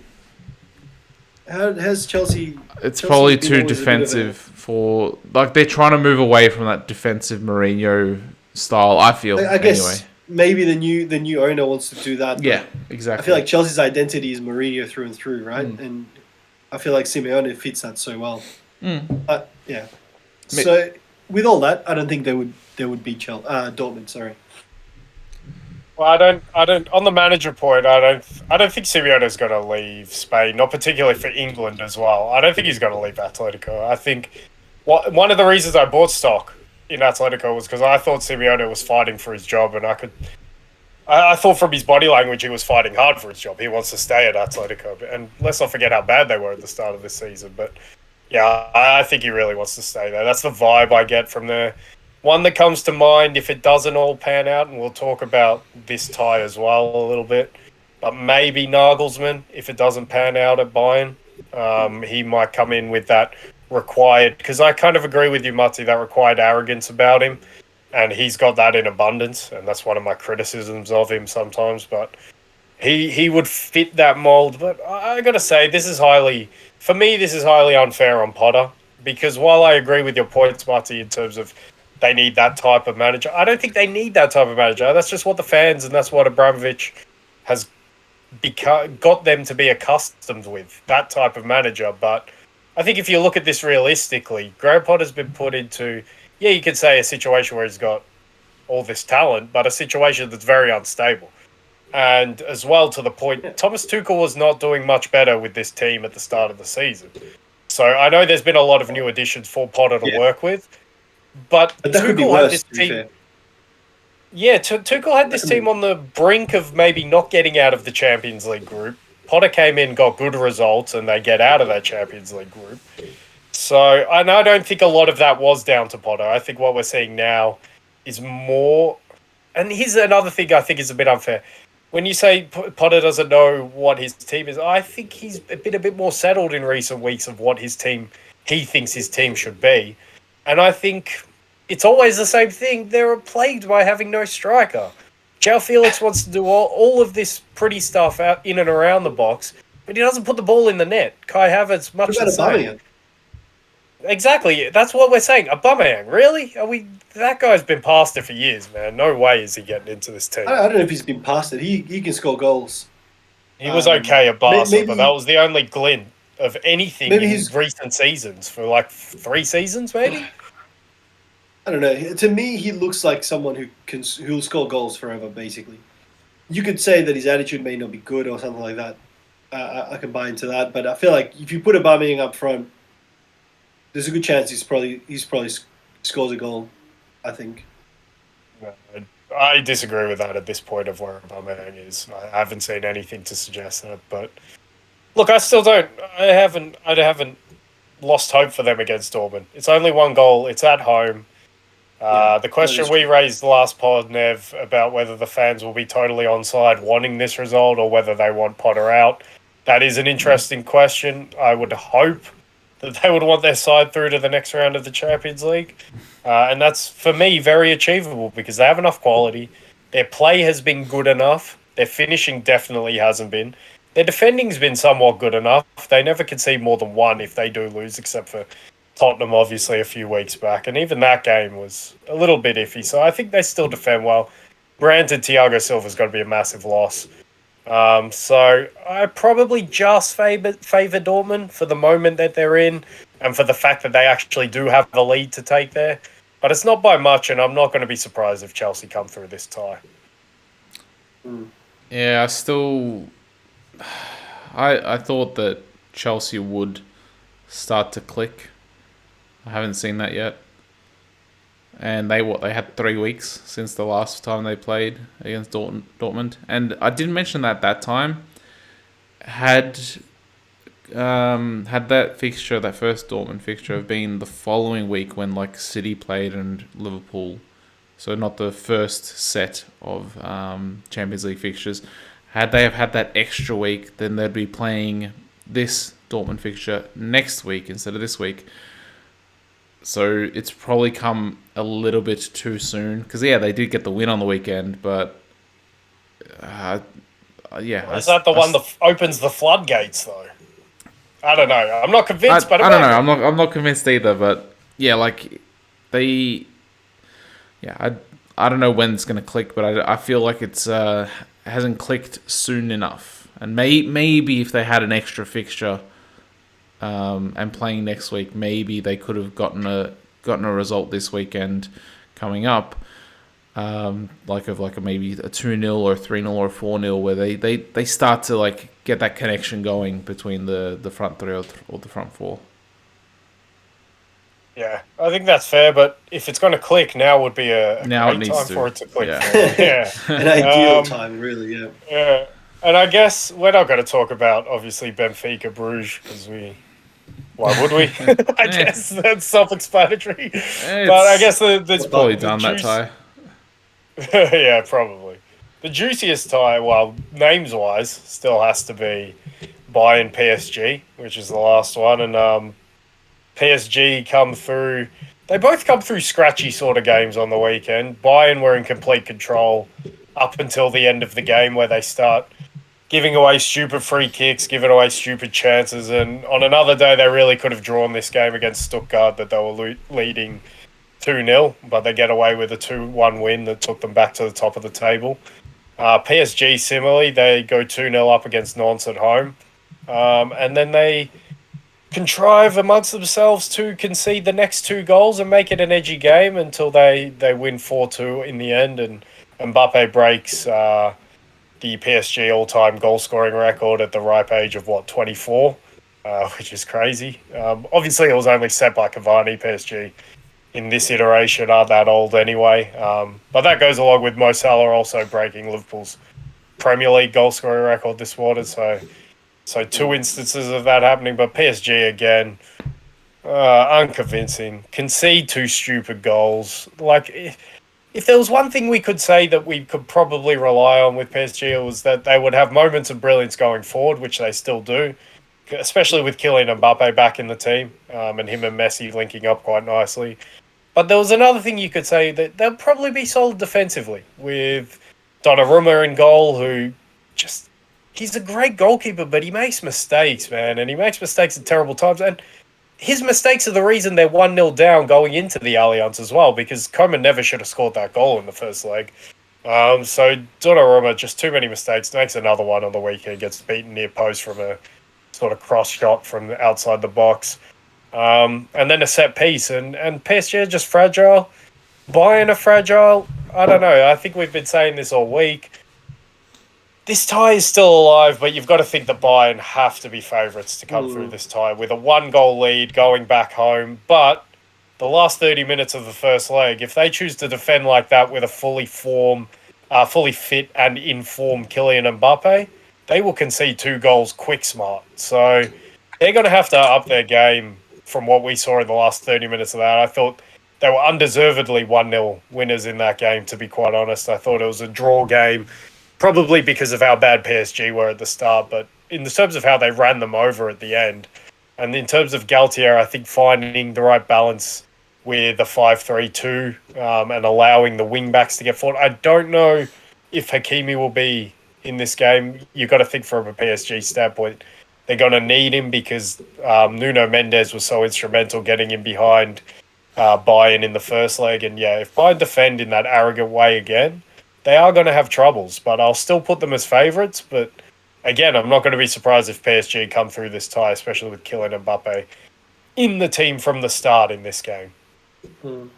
Yeah, I think Bayern missed the chance because, like, in the first half, would you say that Bayern dominated the first half? Yeah, they had an opportunity to dominate the first half, but they never took it. Yeah, they could have blown PSG away in that first half, I thought. Yeah, like I felt that. Yeah, they should have had 2 or 3 goals, and they missed their chance to take a bigger lead back to the Allianz. And you saw what happened when Mbappe was introduced for the last 20 minutes. However, I feel, having said that, Gaultier probably revealed his hand, and Nagelsmann, you would hope, saw that last 20 minutes, and he's like, okay, I know how we should deal with it, whether like in practice or in theory. Now they just need to actually put it into place, like the plan to deal with that. So if they don't, if Nagelsmann is too arrogant to have noticed that, I fear for Bayern. Go with that. Bucky, do you have opinions on this one? I have opinions. I think that it's going to be a fun game to watch. It seems like both teams, have like the moments of brilliance where they can score goals, and their moments of like, I'm gonna forget about defending and concede goals. So it should be good. Obviously, Bayern are favourites because they're at home and they're ahead, but PSG can score like 2 goals in like 2 minutes. So I wouldn't be surprised if either one of these teams go through. Yeah, I think that's a fair wrap to put on it. I think we're looking forward to seeing it, especially with Mbappe back in the team. Yeah, like I said after the first leg, I thought that first leg was proof of why he's the best player in the world, because he comes in and he completely changes the whole complexion of the game as soon as he comes in. Yeah. I mean, yeah, like, how much more proof do you need to see how good this guy is? This guy's incredible, right? Remember when you wouldn't want him at Liverpool? Last pod you came on. No, I just think he's a circus boy, but I would have him at Liverpool. Okay, I'm glad you've come around on that one. I don't think you would come to Liverpool, but yeah. But would you still have him at Liverpool, even though? Look, I know that it's one game, but like over the last 5 games, I guess you have 4 wins and 1 draw. But like, would you still have him at Liverpool now that you seem to be forming a chemistry with Salah, Gakpo, and yes, and Nunez? Who do you take? Yeah. Who do you take out then? Who do you take out? The answer is yeah. Yeah, you can take out anyone. The answer is yes, but he's not the priority. Like a player in that position isn't the priority. So, but does it also ruin what Klopp does because Mbappe doesn't press? Yeah, obviously, there's nothing about this that works. I think, other than except Mbappe for the fact is the best player in the world, except for the fact it's Kylian Mbappe. Yeah. Exactly. And like he would look really good in any team that he goes to, no matter how bad or good they are. But yeah, I don't know. It's never going to happen, is it? It's such a far-fetched idea. Yeah, I don't think he suits Klopp's style. Or the club, by the way. I don't think Liverpool are going to go out and spend the money for him.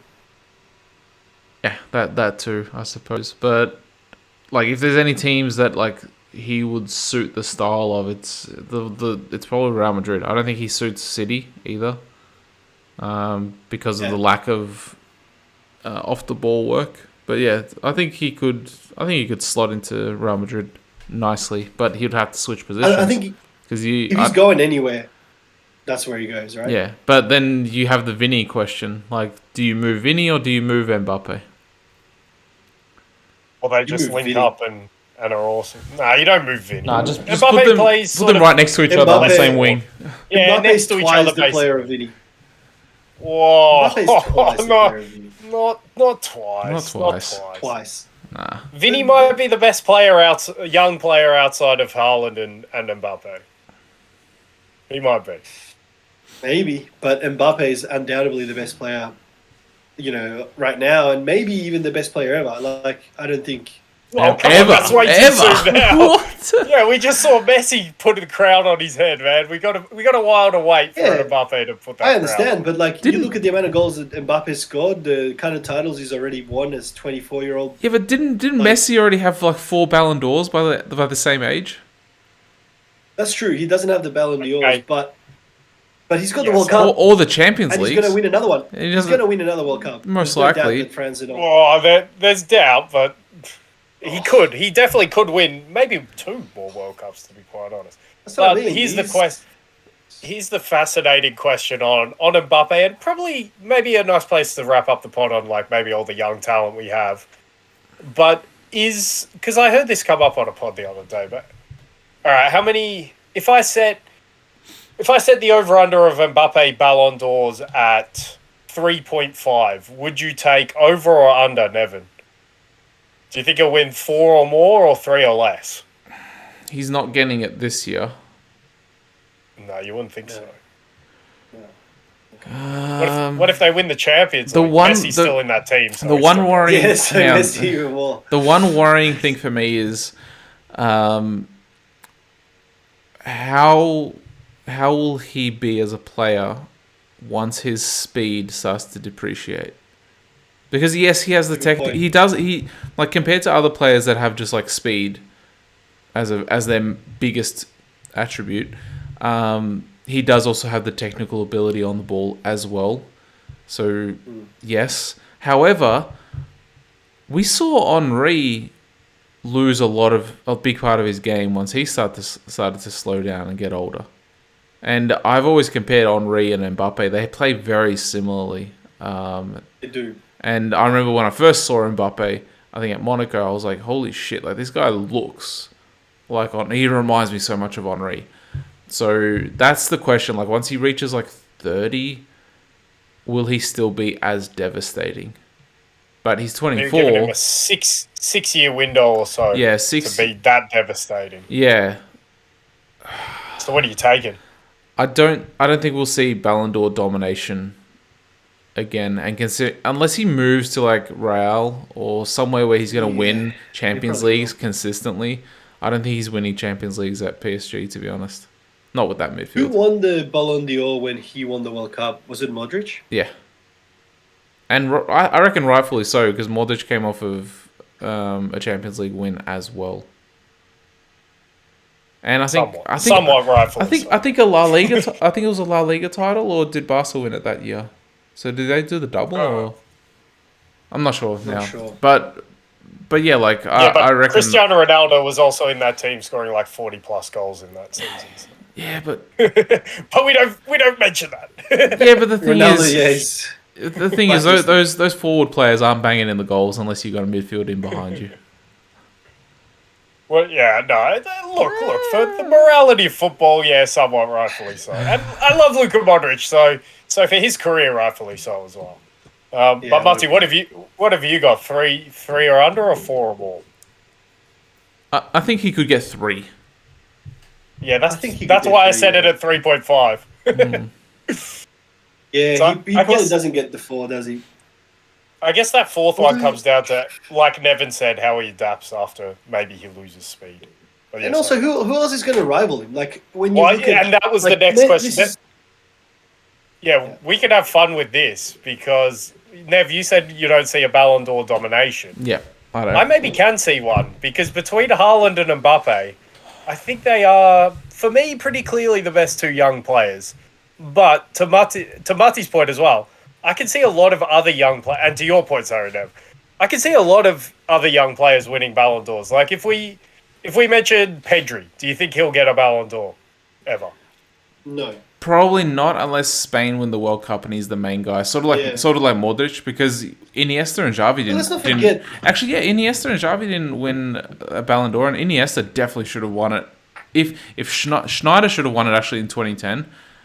But remember who was around at this time. I know, but so the question is, do Haaland and Mbappe become the new Messi and Ronaldo? No.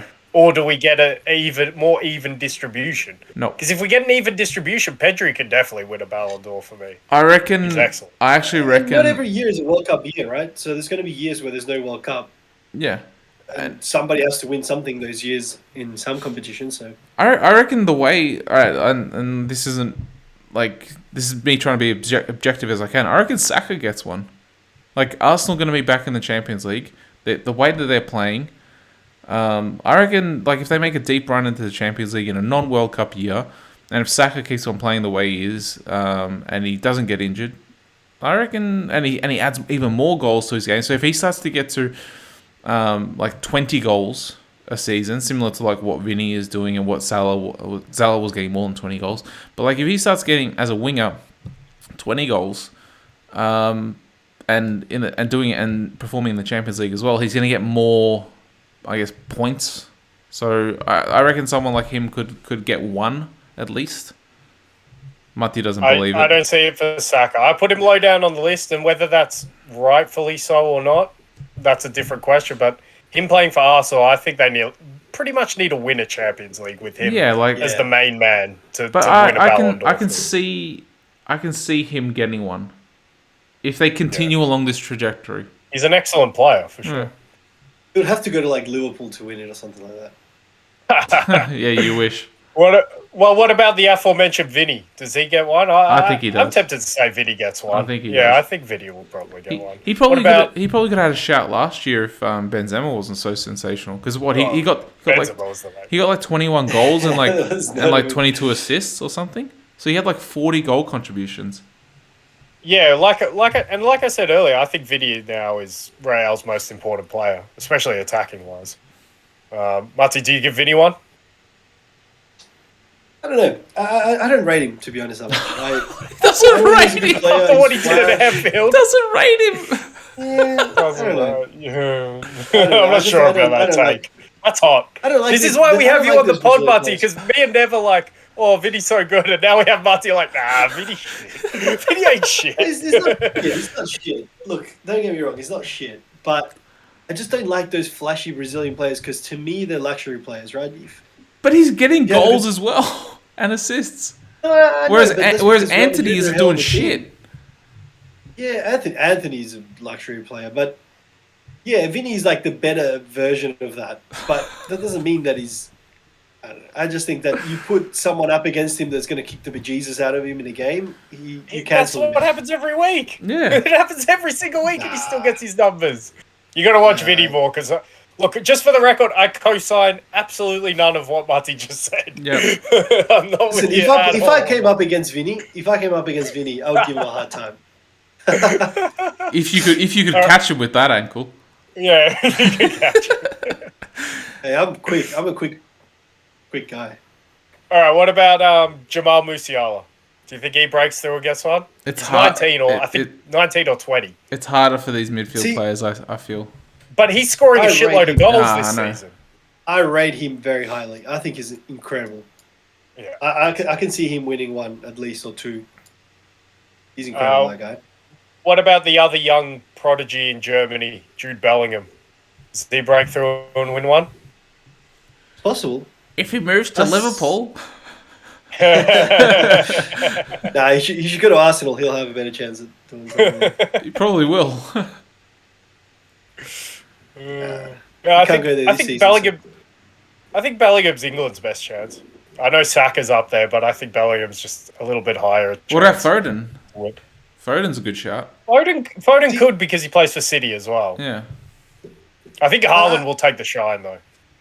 I rate Saka more than I rate Vinny Jr. I think that could be fair, but I don't. But I think I would take Saka. Not outrageous. It's not outrageous. But I'm not with you. Just for the record. That's fine. I'm sure most people probably aren't agreeing with me on that, but I think there's only a year difference between them. So like Vinny is, I guess, in his lifespan a year ahead of Saka. So he's played you'd expect that then to say he's played one more season than Saka. But he's also playing at Real Madrid. He's getting Champions League experience earlier than Saka as well. Yeah. I don't think we're missing anyone, are we? Maybe Rafael Leao on the fringes. We have to have a really good season somewhere. Doesn't want to go to England though. He wants to stay in Italy. Well, English players don't win Ballon d'Ors, by the way. So that's probably another thing we should factor. And that's why I put Saka quite low on the list, to be quite honest. Because players in the Premier League, they just never win. I don't know when the last time a player in the Premier League won a Ballon d'Or. An English player in the Premier League, Michael Owen. Well, just a player in the Premier League. Ronaldo. Who would it be? Ronaldo, yeah. Ronaldo in 08. That's right. He's the last one to do it. Yeah. So it took a talent like Cristiano Ronaldo to win a Ballon d'Or while playing in the Premier League. That's how good you have to be. But also, to be fair, right? We're talking about an era where Ronaldo and Messi have pretty much won all of the Ballon d'Ors. So, and they've always played in Spain, pretty much, right? So when Mbappe goes to Real Madrid, he could start to monopolise them. Yeah, and when Haaland goes to, I don't know, maybe it's the other way around. Oh man, imagine if Real Madrid get both Haaland and Mbappe, and that front three is Vinny, Haaland, and Mbappe. I don't see that to be that. I don't think that's that unrealistic of an idea. It's not unrealistic at all. I don't think, because Haaland is only on he's only on a 3-year contract as well. And I think his contract comes to an end around the same time that Mbappe's doesn't, or maybe a year after. So it's a possibility. It's kind of annoying how much of a big club Real Madrid are, compared to pretty much every other club. It's always unfair. I think the Premier League has the power to spend almost as much as Real Madrid. But they don't have Real Madrid have to get a little bit more crafty. It's not about they got the allure. It's the marketing. Yeah. Sure. Can you get this player to come down to your team? If a player wants to go to that team badly enough, he waits till his contract runs out, or he waits till it's in the last year of his contract and he says, "I'm going," and then all of a sudden he's not worth the kind of money that he was originally. You know what I mean? There's ways around all of that, especially if the player really wants to go there. And Madrid have that. There's no team in the Premier League that anyone's like, I want to go there specifically to that club. Not that any... You could argue that particularly United any South American. Yeah. Particularly any South American, yeah. They all want to go to Spain. And those clubs. United did have that sort of allure under Ferguson. Yeah, but that's because of Ferguson. Yeah. But, does City now have that under Pep? Maybe a little bit. Or it's I want to play under Pep. I want to learn from him. I wonder how much longer Pep has, though, at City. He just signed a 3-year extension, I think. Oh, did he? Okay. Yeah, he just... otherwise it would have been at the... I think he would have had this next season, and then he's done. I think. So I think he ends around the same time that Klopp ends at Liverpool. Okay. Yeah, we're gonna see that rivalry a little bit more. But are we missing any other young talent or no? Probably a few, but I don't think Ballon d'Or winners really. Yeah. I think of any something like that. Is there any at Liverpool? You've got to be the very best. You guys don't really have any young players, to be honest. I don't think we have players winning Ballon d'Ors. Guardiola could do a Cannavaro, maybe. I was going to say him, but Cannavaro played for Italy. Yeah, and I don't see Croatia, especially after the run Croatia's had in the last 2 World Cups. I don't know if they can do it again. I don't know, Guardiola's but career. It's also the position. I don't see when's the last time a goalkeeper won the Ballon d'Or? It was like what 66 or something, or even earlier. Yeah, it was Lev Yashin. Yeah, Yashin. Was it? Oh, wow. Yeah. But yeah, and then the last defender to win a Ballon d'Or was Cannavaro, and that's because he won the World Cup. And it was a World Cup. Yeah. So, as good as Guardiola is, I can't see if he was like a midfielder or a striker. Is he actually that good though? I've seen he's in shown the World it Cup, he was quite good. This season. He's shown it. Okay. He's still a little raw, Nev, I will say, but I'm more on your train, Nev, in terms of, especially when you look at him compared to other young defensive talent. I think he's pretty clearly the standout. Yeah, I think for the next generation. I think he's a year younger than Saliba. Him and Saliba, I should say. Those two, Araujo as well. You throw into that mix. Those young defenders. Ruben Diaz isn't old himself. Kim Min-jae isn't very old himself, so they've still got years ahead of them as well. So, but yeah, that position for a Ballon d'Or, you have to win a major tournament like a Euros or a World Cup, and be everything for that team, right? Be very important. I didn't think Cannavaro deserved it. I think it should have gone to Pirlo, to be quite honest. Pirlo or Zidane. Yeah, Pirlo was so much better. He was incandescent for that Italy team. He was the only creator as well, and he was fantastic. So, for me, my vote would have gone to him. It would have gone to Zidane if he didn't headbutt Materazzi. Yeah, if Zidane didn't headbutt and they won the final, then for sure. Which probably would have happened. Probably. But penalties were very good. Trezeguet only missed by hitting the underside of the bar, to be fair, and the rest all went in. Crazy good penalty shootout for a World Cup final. Yeah, but also Zidane could have maybe done something in the last few minutes of the game, though. Maybe. He did something. He never went to penalty. Yeah, he gave Materazzi his chest with his bald noggin. I think Marty knows a thing or two about heading someone in the chest. Nah, it was in the face. I swear I thought it was... He went full Darwin. Story for another day, yeah. But you dropped the guy as well, didn't you? Yeah, he was... And it was a friendly. It was a friendly game against a church. It was a friendly game against a church league team. Let's do it. That's when they let them ration out these church teams on the pitch. Yeah, and then they just he pray thought for Jesus was going to save him, and didn't you come on as a sub as well? So he came on as a sub. He came on as a sub as well. So it's not like he started the game and he was already played like 70 or 80 minutes. He played like what 10 or 15. Did the Moise Keane from this morning? I think Moise Keane came on for like less than a minute and got himself sent off against Roma. Yeah, I mean, sometimes you gotta do it. I guess I don't know. Just stand up for yourself, Marty. Well done. Yeah, well done. We condone this behaviour. Yeah, I don't shy away from challenges. But hey, was it the following? Was it the following pre-season as well where you got another red card in a friendly game because you kicked a player in the stomach while he was on the ground? He was already like in the fetal position, and Mati kicks him in the stomach. I don't remember that. Yeah, I remember that. It was we traveled up to. I remember our girlfriends came with us as well. We traveled. It was somewhere in the northwest or something. Oh, I do remember this now. Yes. Yeah. What do you want me to say, Nevin? There's nothing to say. It's a good place to leave it. Well, as Bieber says, it's too late to say sorry, but you know. Play with your heart. Play with your heart on your sleeve. Yeah. Don't shy away from bad people. And just don't shy away from bad behaviour. Just get it done. It was, but so far this pre-season there was no red cards. Nah, unfortunately not. I wish I got a red card instead of injuring my ankle. So Yeah, I'm sure. I think anyone would take that actually. yeah, but yeah, obviously I can't get a red card now. Well, Try. technically you can if you're part of the coaching staff and you come onto the pitch and kick a player. Yeah, I guess so. That'd be a bit too much though. Yeah. Even for me. But anyway, guys, hang on, just quickly predictions. Who's gonna?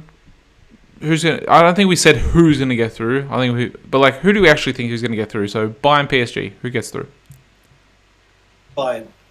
Yeah, Bayern. I think Bayern as well. I'm not saying any of these with confidence. Yeah, all yeah. of these are, But could go either way. Yeah, we wouldn't be surprised by the opposite result, but we expect Bayern to go through. Yeah. Yeah.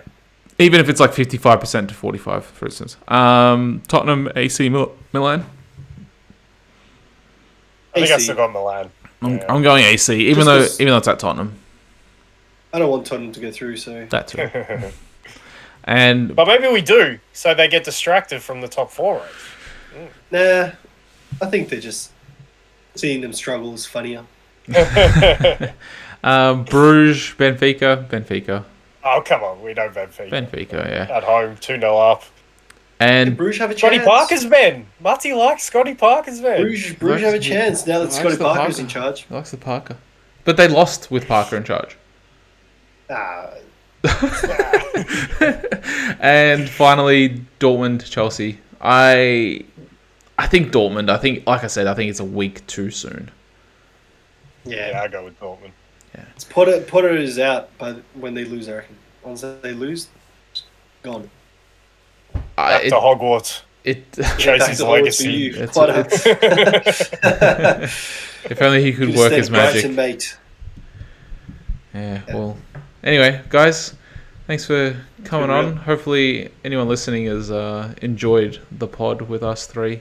Marty, we'll try to get you back on soon. Next week. Pre-Arsenal. Since you're not... Actually, even next week, pre-Real Madrid or post-Real Madrid, we can get you on. Probably not. Marty's face I don't want to. Yeah. Not for Real Madrid. Yeah. We'll see. We'll see how the schedules align. But guys, yeah. Good chat. And for everyone listening, thanks for coming and bye for now.